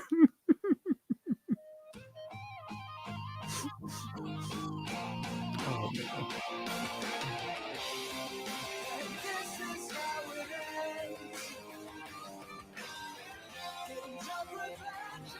All right, let's get to Shirky Poo's news. A California man who claimed to be a fortune teller duped a woman into giving him more than $50,000 to rid her body of parasites and cure her family of a curse. Andres Pena Menendez, 31 years old, was arrested on felony charges of grand theft and theft by false pretenses after swindling the woman and her family, who went to cops to catch the self-styled clairvoyant who convinced her to pay him several $100s to expel the parasite in her body. Menendez, described by the woman as a Colombian national, also known as Carlos, then told her that she and her family were cursed, leading the woman to fork over 50 grand for his services. Detectives managed to track down Menendez and learned that he had a prior arrest and conviction in Chicago for a similar scheme back in 2019. All right. If you're in Chechnya and you're a witch, not a good place to be, as 3 women in Chechnya were arrested over the Halloween weekend on the suspicion of sorcery. The subjects and suspects were reportedly caught red-handed with maps, tarot cards, and a magical stone on one of them that had brought into the Islamic Republic from the Buddhist region of Kalmykia. Oh my goodness. Oh my goodness. How do we go on from here? All right. This is a cool story happening here in Canada. The plan to build North America's first wild refuge for whales retired from marine parks took a big step forward in a remote corner of northeastern Nova Scotia. The Whale Sanctuary Project officially opened its Visitor and Operations Center in Sherbrooke, marking the first time the U.S.-based conservation group has moved from planning the phase to actually building something. It's a milestone, Charles Vidic, the project's executive director, said in an interview this week. This really does show people that we are here, and we will be cutting the ribbon to show this is in fact, our home here in Nova Scotia. The new center has been built in a renovated Century home on the main street in Sherbrooke, a former timber and logging and gold mining town of about 200 kilometers northeast of Halifax. It's a good opportunity for a new business to come into the municipality, and it's saving whales as well, putting them back into the ocean. How cool is that? All right, finally in the news. Yep. Elon Musk is in it again. The Tesla and SpaceX CEO recently deleted a joke posted to his Twitter account proposing the name of a Texas university after being accused of sexism. Musk claimed that he would name his university the Texas Institute of Technology and Science, or in other words, TITS for short. Yep. Musk claimed that the school would have epic merch and would be universally admired. Though, just a joke.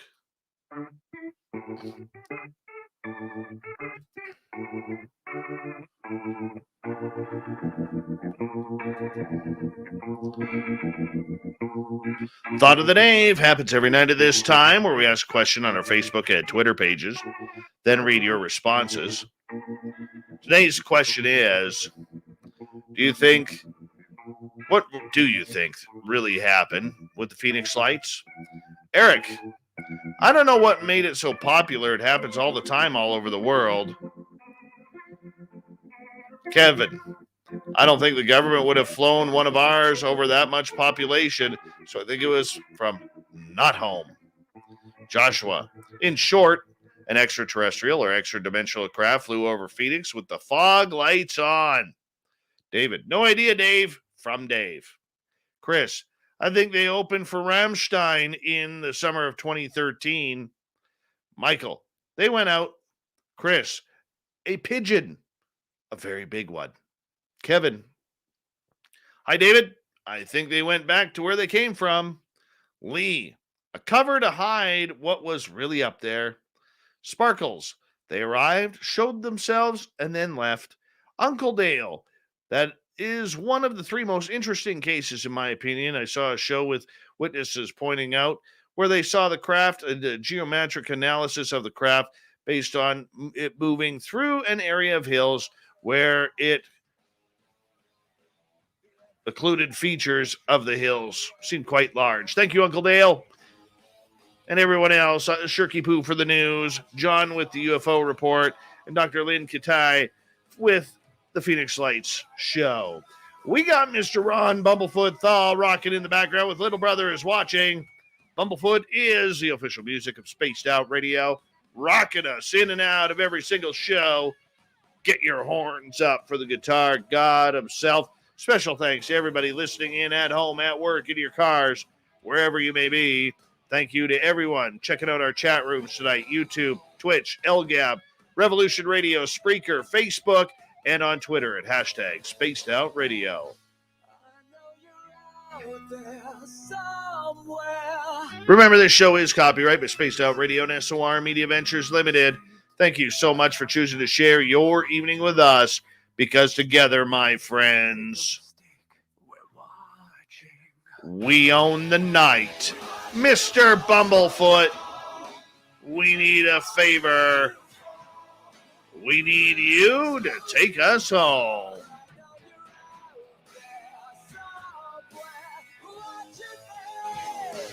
Yes, the Woo Train has docked for the night. But soon, my friends, we shall ride again. Your seats are always available. Your tickets never expire. And if you want to bring a friend, we've got room for them too. Good night.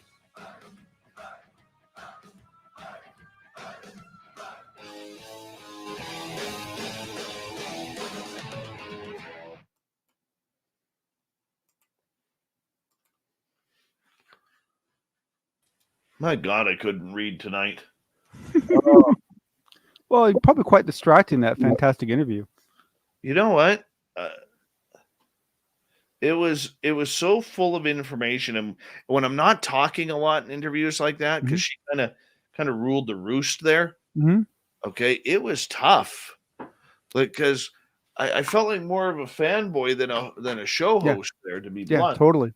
Yeah, no, totally. Nothing wrong. No, with that, yeah. Your mouth gets a little disengaged and your ears get more engaged, which is fine. I mean, it means you're listening very closely, but it does get kind of hard to snap back into that, quick thinking, quick speaking, thinking, scenario. Oh, she was brilliant though.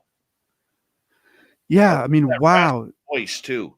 Oh yeah. And it's so much information, and and so many little things that I wasn't aware of, like as much as I've been trying to give that guy credit for now coming out and saying that he saw something, what she dumped on us about those indictments disappearing, that was super interesting. That was kind of big.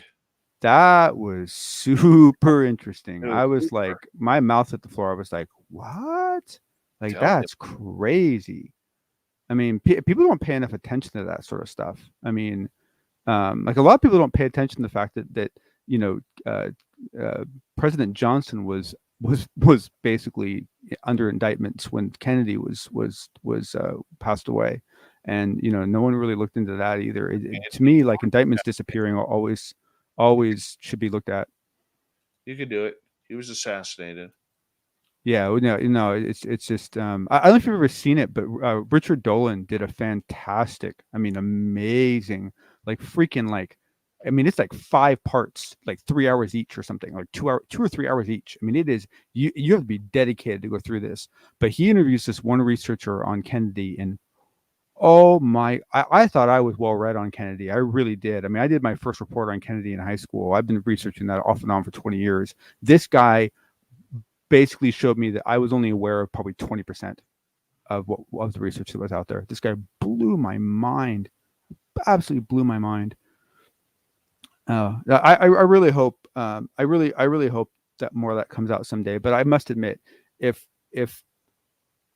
what happened is what I now think happened, yeah, then I'm not really sure it should ever come out. I'm not really sure it should ever come out, because it's bad. It is bad. But on happier thoughts, from your point of view with the Phoenix Lights, Dave, do you think it was one craft? no. What do you think it was? I think there were multiple craft there. Flying in formation?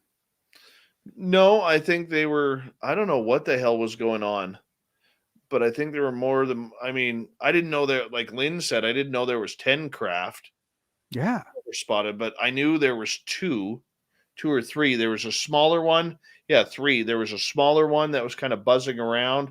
Then there was a smaller boomerang, and then the big boomerang, right? I was also really pleased that she brought up the point that, yeah, the military probably did shoot up some flares, right? As a way of giving themselves some plausible deniability, but that doesn't mean that's what they saw. And I love that story she told about the fact that someone was trying to convince her it was flares, and she's like, well, that my husband and I saw the same thing in the same location 2 months earlier. And they're like, well, you didn't tell me that. It's like, yeah, so that's why you don't have a cover story for it, 'cause I didn't let you know on that point. And they're like, click, No, that was fascinating. But like I said before, like I think honestly, I think one of the reasons why I've been having so much fun focusing more on the consciousness stuff is because I've really come to realize that the data that we're getting now from the Navy videos, from all this stuff, that's not really why this is happening. Because we've had several cases over the years that were easily as significant as what we're seeing now. And in some cases, I would argue more significant. And there was no follow-up. There was no public outcry. There was no public interest. There was a skillful cover-up operation. Whether it was done in a coordinated point of view or whether it was just subgroups, say again? Manipulation of politicians. Yeah. It's, I haven't had a chance to go back and read the book yet, but man, that Trinity case that the Valet's been talking about, wow, that has got to be one of the most amazing UFO cases I've ever heard of. And it happened in 1945, right? And it's like, no one knew about it until like a couple of years. Like, how does that? It's very frustrating. It's very, very frustrating. I don't know. It really, yeah, I don't know. It's very frustrating. I do believe, I really do believe now that part of the reason why this is happening now, I really do believe is part of that Spy One radar, because I really think that before what you had is you had a situation where pilots would see things, and if they came back and they said they saw something, they would go look on the radar and there was nothing. And immediately the pilots would look like fools. And so for the people that wanted to take out pilots for reporting, they had complete justification to do so, because you said you saw something. right next to your plane and there's nothing on the radar, but your plane is, give me a break, right? You're not flying anymore, right? And it was when the instant that Spy 1 radar came out, there was now data, physical data to back up what the pilot said. And I really think that single relationship between the data and the visual, for the first time, I really think that had a huge impact on the ability of the people that wanted this to come out to start forcing it to come out. Because, before, I mean, honestly, if I was a pilot and I knew that that anything I saw wasn't going to show up on radar, I wouldn't report it. No way in hell. No way in hell would I report that, right? Like, why would you just so I can look at. career? Yeah, exactly. Whereas if I know the radar is going to back me up, now I don't feel so exposed. And like I mean, Alex Dietrich has said point blank. I think she even said it on the 60 Minutes episode that if she hadn't been with other people when she saw it, she would have never said a thing. Right? She was like, I would have never told anybody. The only reason why I'm talking is because there's other people there with me and they saw it too. And I get that, I totally get that. Oh, I understand. Hey, Skip to my Lou, how you doing? Yeah, I don't know. I don't know. What do you think about this whole thing between Greenwald and Davis? That got real ugly today, man. Like I was, honestly, when I read Eric Davis's statement, I was a little bit, I thought, wow, that is really hitting below the belt.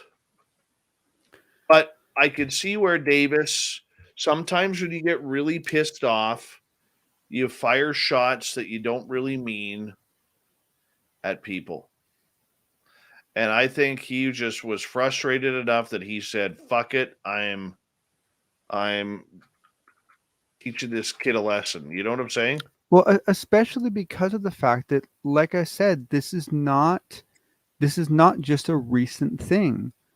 John Greenwald has been shooting, trying to shoot holes in Eric Davis for, I mean, someone told me it's been going on for 10 years. I don't believe that.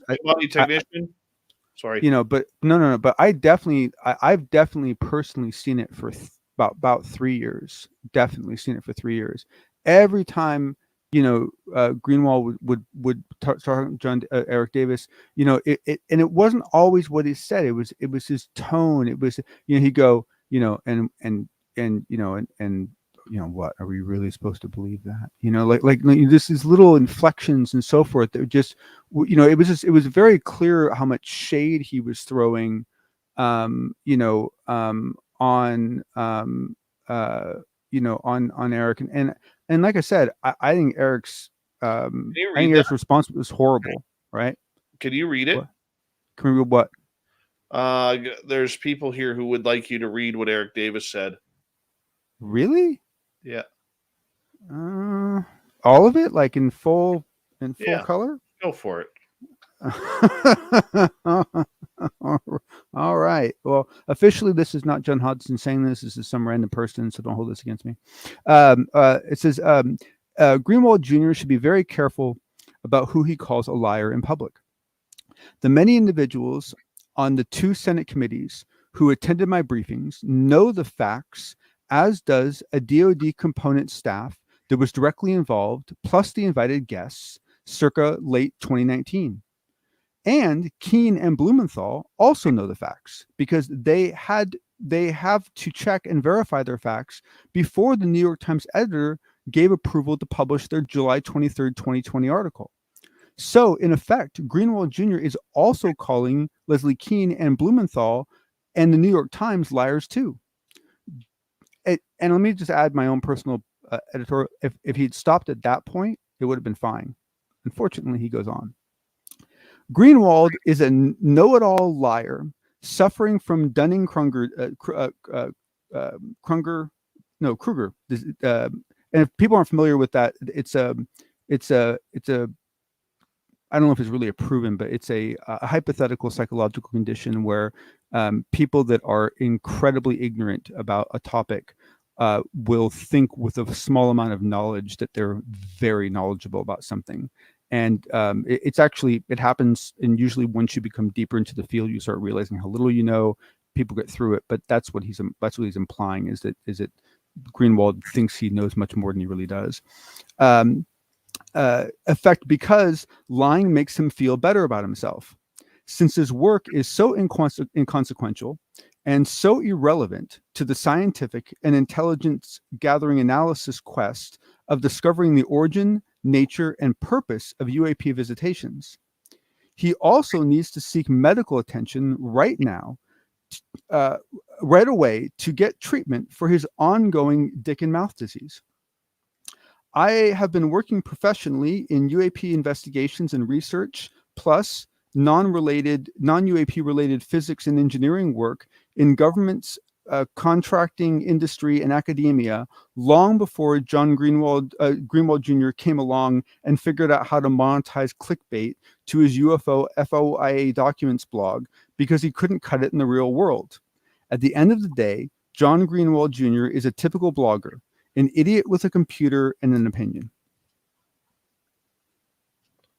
Now, do you want to do you have it pulled up what Greenwald responded to today? Let's see. Well, there was lots of things, and actually Greenwald and I were actually debating as well. And you know, I should say, in full disclosure, Greenwald and I have a history. I'll read it. We used to get into a lot of debates, and he and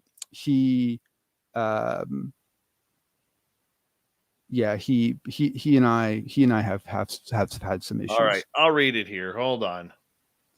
Let's see here. Let me get to it here.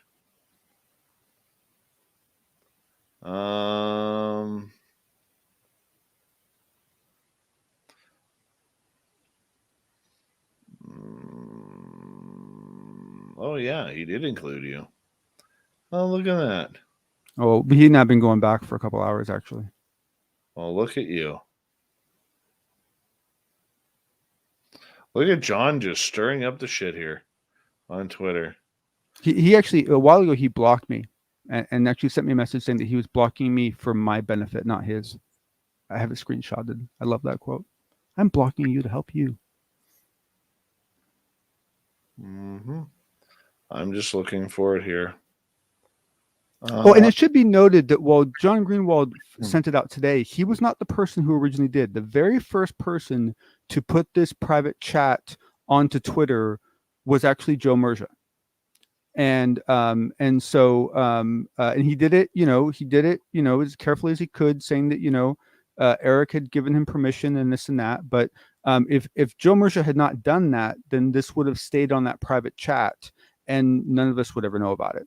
All right. So John starts off and says, I believe anyone who gets a paycheck from Uncle Sam is open to being questioned, although they in turn have every right to respond. The comments floating around by Dr. Davis about me are pretty darn telling. I debated sharing, but since everyone else is, that he shared the opinion.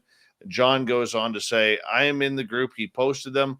My debate was profiling the vulgar language. It should actually be pretty offensive to many. That is, if you all know what the definition is of the disease he says I suffer from, I'll let you decide if you want to Google it to find out.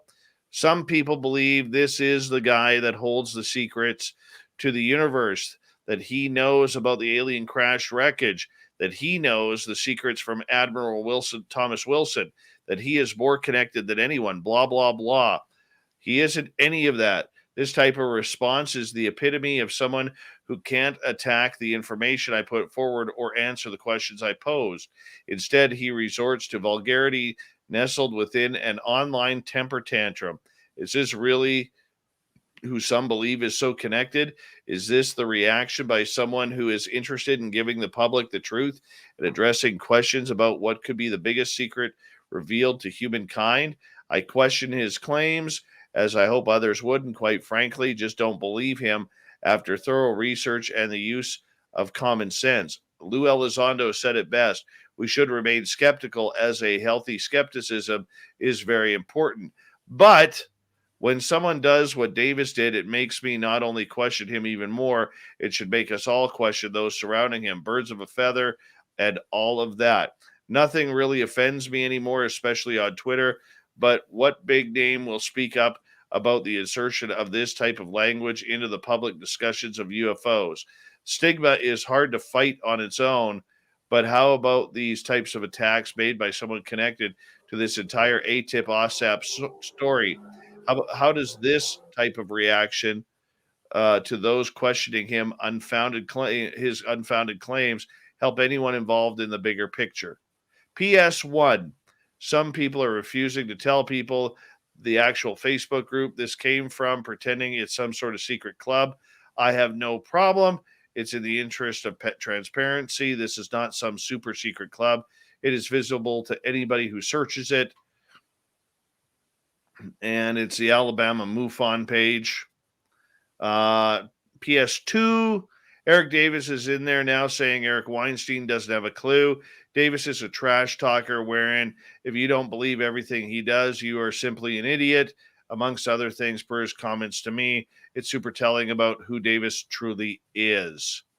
Wow. Although I should add that Eric Weinstein himself has said, I don't have a clue. Mm-hmm. I mean, he's admitted that he's been kept in the dark and he's pissed about it. So, I mean, Davis wasn't really saying anything that Weinstein hasn't himself said about himself.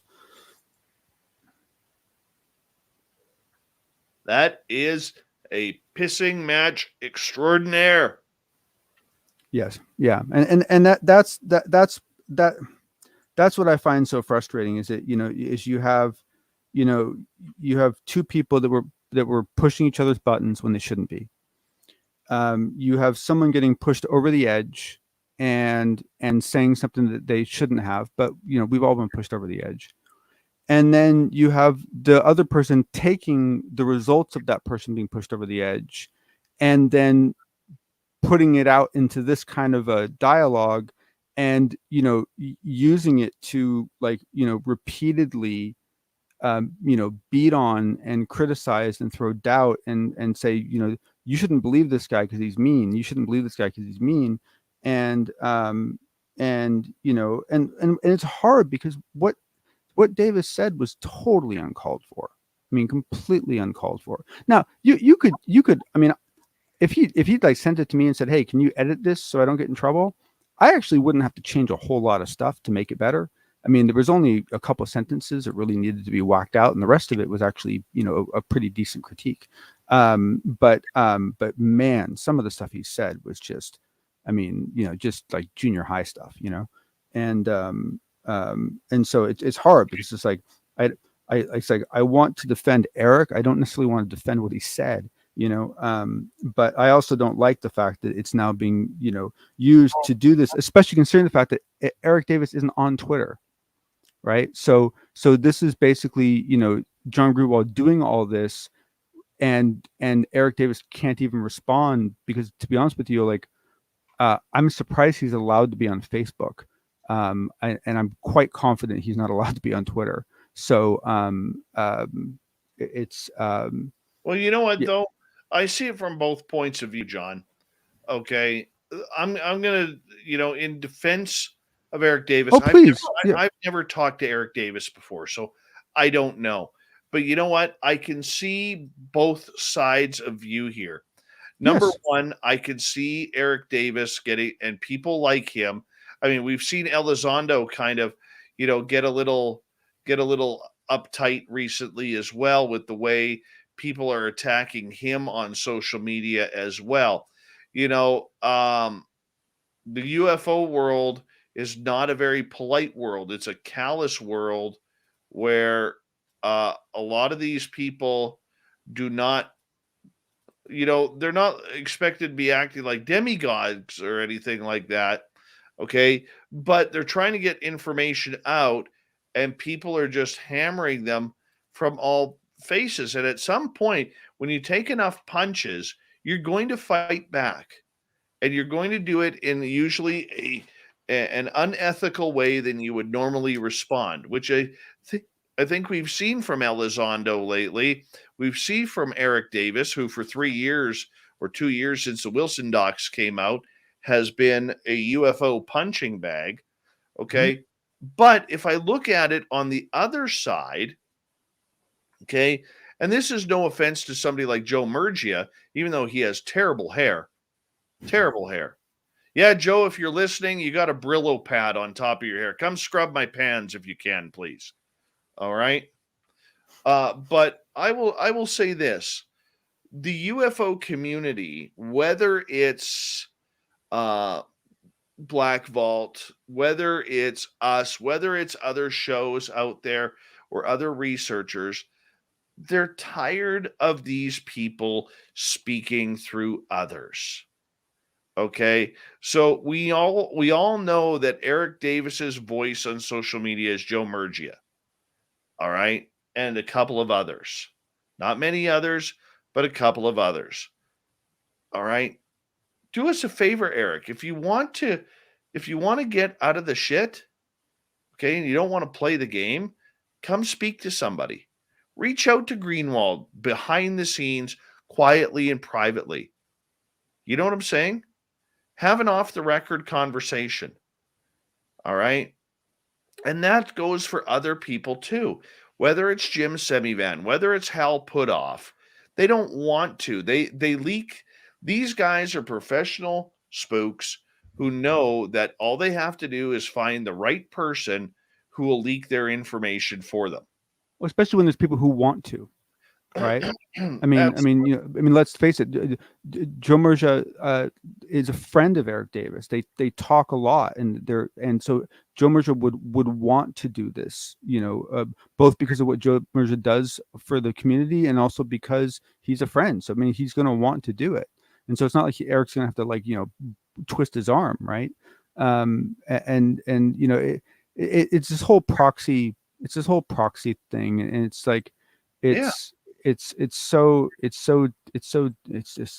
ugly, and someone made the comment of Eric Davis can go onto Twitter. It's like, okay, technically he might not be allowed to, but let me tell you from experience, you can get into a situation very fast where you are having to go over page after page after page after page after page after page after page, stacks like this thick of every single conversation you've had with anyone on Twitter, and having to explain all of it. And it takes hours, and it's painful, and it's not fun.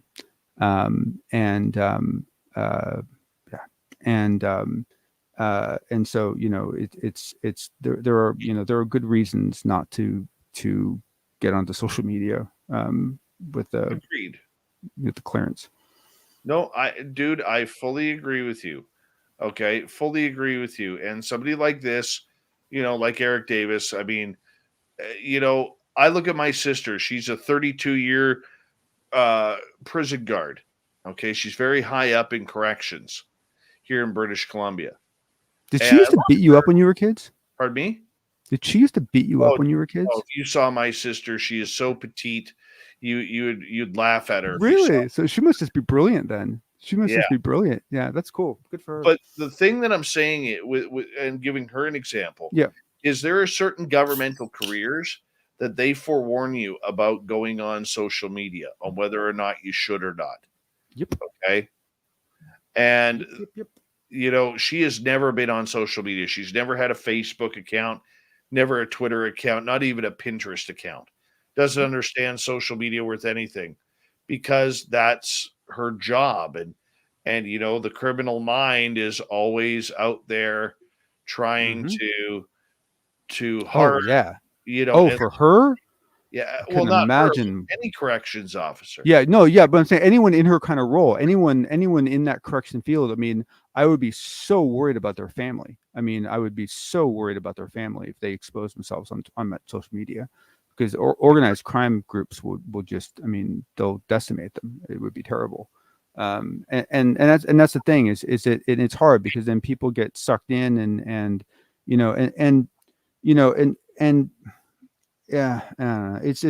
it's super frustrating, because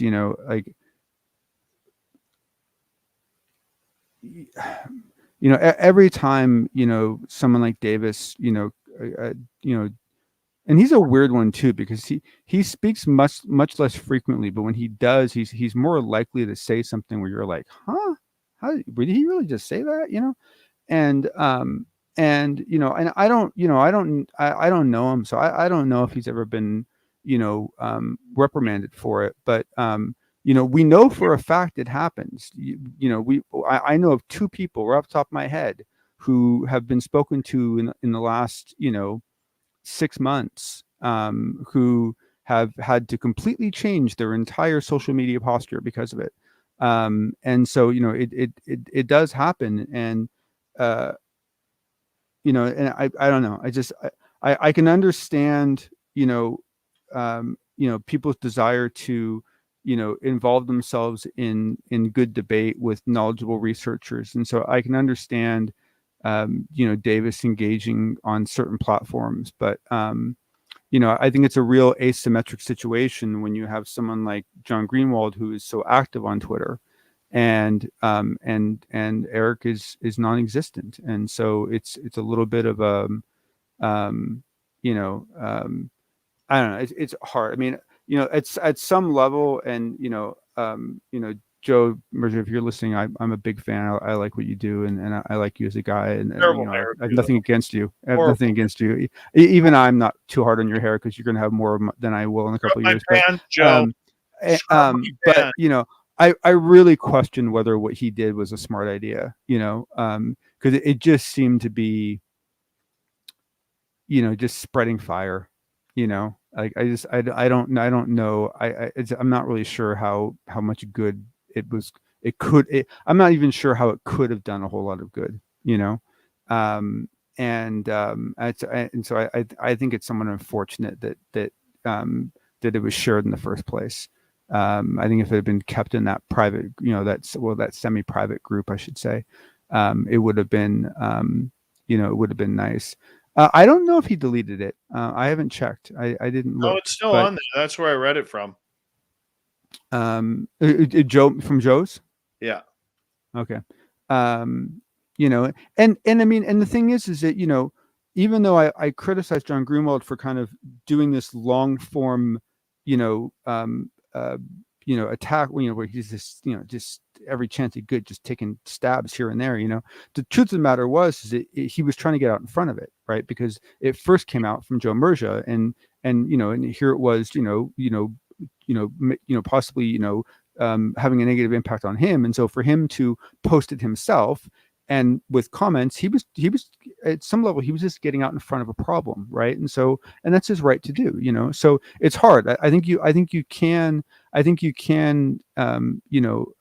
empathize with different aspects of each of their situations, and the truth of the matter is that the whole thing's just it's really unfortunate. And a lot of it, a lot of this stems from the point that and you've alluded to this too, Dave, and I don't even know what camp you fall into in this, because I think you're more in the middle, and that is that there are people in this community where if someone says something and they can't back it up, if they just offer hearsay, right, that you should just throw it out.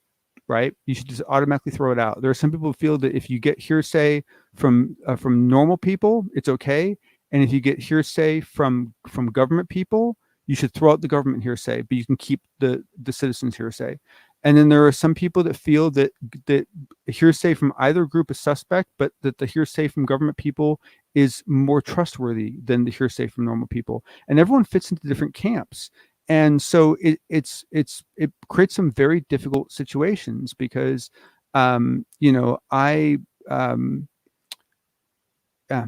just, I personally, I come from a background where I understand why you wouldn't want to say certain things, and why you wouldn't want to demonstrate certain things. And I've seen people post in your chat forum and other ones, if you really believed in this, you would tell everyone everything and do what Snowden did and move to Russia. It's like, oh, come on, I mean, it's like, that is such an extreme position. And Snowden wasn't married. Snowden didn't have kids. Snowden, didn't, I mean, he like, a lot of people just can't do that, and I've had debates with people. You forget the pension, just the healthcare alone. If you have, a bunch of, kids and all this stuff that are all dependent upon that. Oh man, you can't do that. You just can't. And Oh, it's dude, just, I it's ultimately what it comes down to is that, everyone's in a rough spot. You take someone like John Greenwald, who, makes his living off of documentation for what he says. And so from his point of view, all hearsay is suspect. And while I don't agree with that premise, it's not a bad premise to take. It's not an illogical thing to take. It's not an illogical stance to take. There's reasons to believe that. I don't, but I can understand why someone would. And so, but at the same time, Greenwald is actually making money off of all this, right? And Eric Davis is not, right? And so there's that to take into consideration. And and the other challenge too is that, and I know some of you may disagree, but like, I mean, like I said, I've had some serious problems with John Greenwald on Twitter. He, in my personal opinion, he can take on this very passive aggressive way of speaking to people in debates. And for some of us, it's really antagonistic. And it's very frustrating. And so, I can understand why Eric would get upset. At the same time, Eric has a history of speaking his mind when it comes to other folks. Some of the debates he's had with Jack Sarfati. I mean, my God, some of that stuff has been vicious between the two of them. Both going back and forth. It's been dark.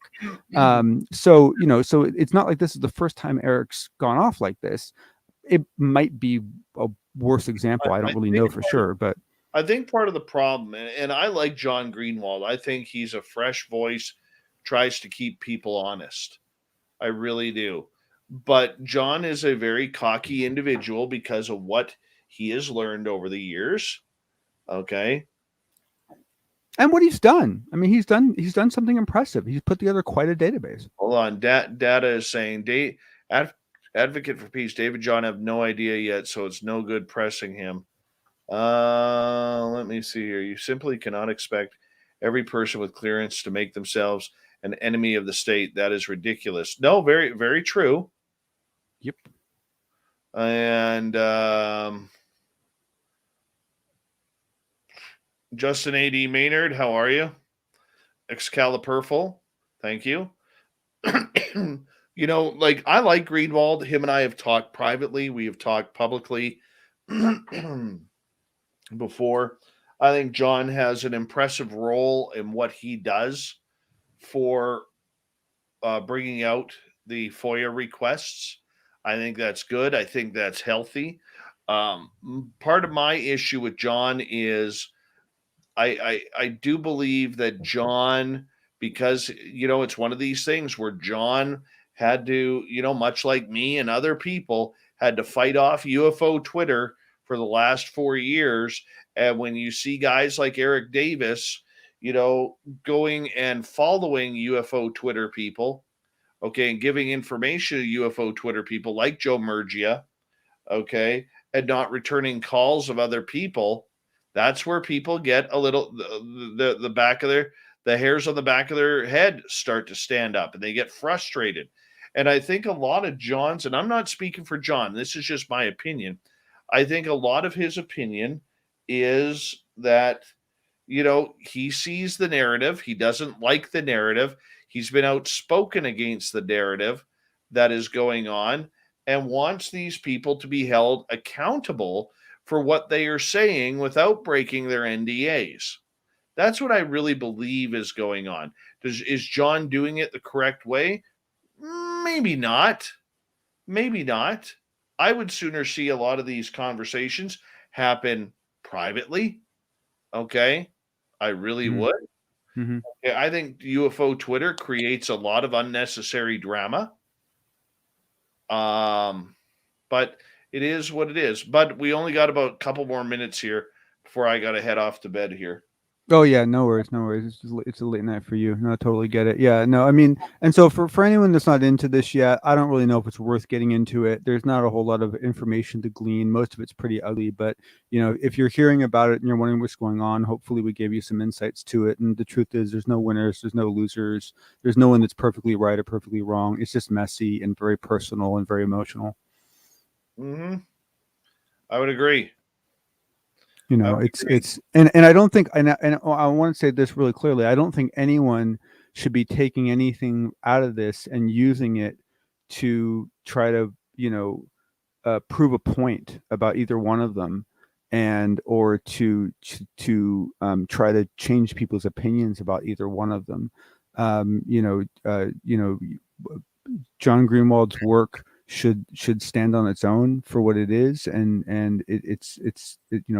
what he's created is impressive. And for those of you like myself who followed Eric Davis's work for a while, I mean, he's done good work himself, and both of their work have nothing to do with what this debate is going on right now. And so, I think it's a mistake to let this throw too much shade on either one of them, other than just to say they're both humans and flawed like we all are.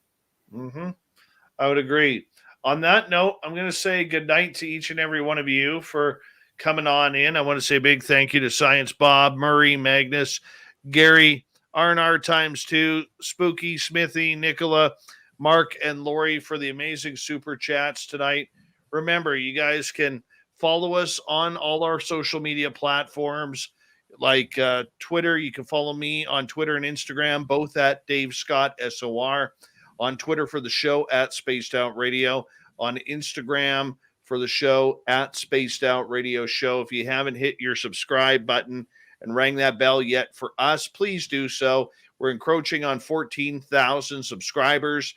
We only need about 190 more or 290 more, pardon me. I'd really like to get there before we hit the end of the year. So let's keep on pushing for that. That would be absolutely wonderful heading into the new year with 14,000. That would be awesome. And Cool. John, you're always as fantastic as always, buddy. I appreciate you. And thank you to all our regulars who tuned on in. Thank you to all our new subscribers. And of course, veterans, you always have a safe place in our chat room. We love you, and take care, everyone. Tomorrow night on the show, we got another good one for you. Geraldine Orozco, the spiritual you. Where we're going with that, we'll find out tomorrow. Take care, everyone.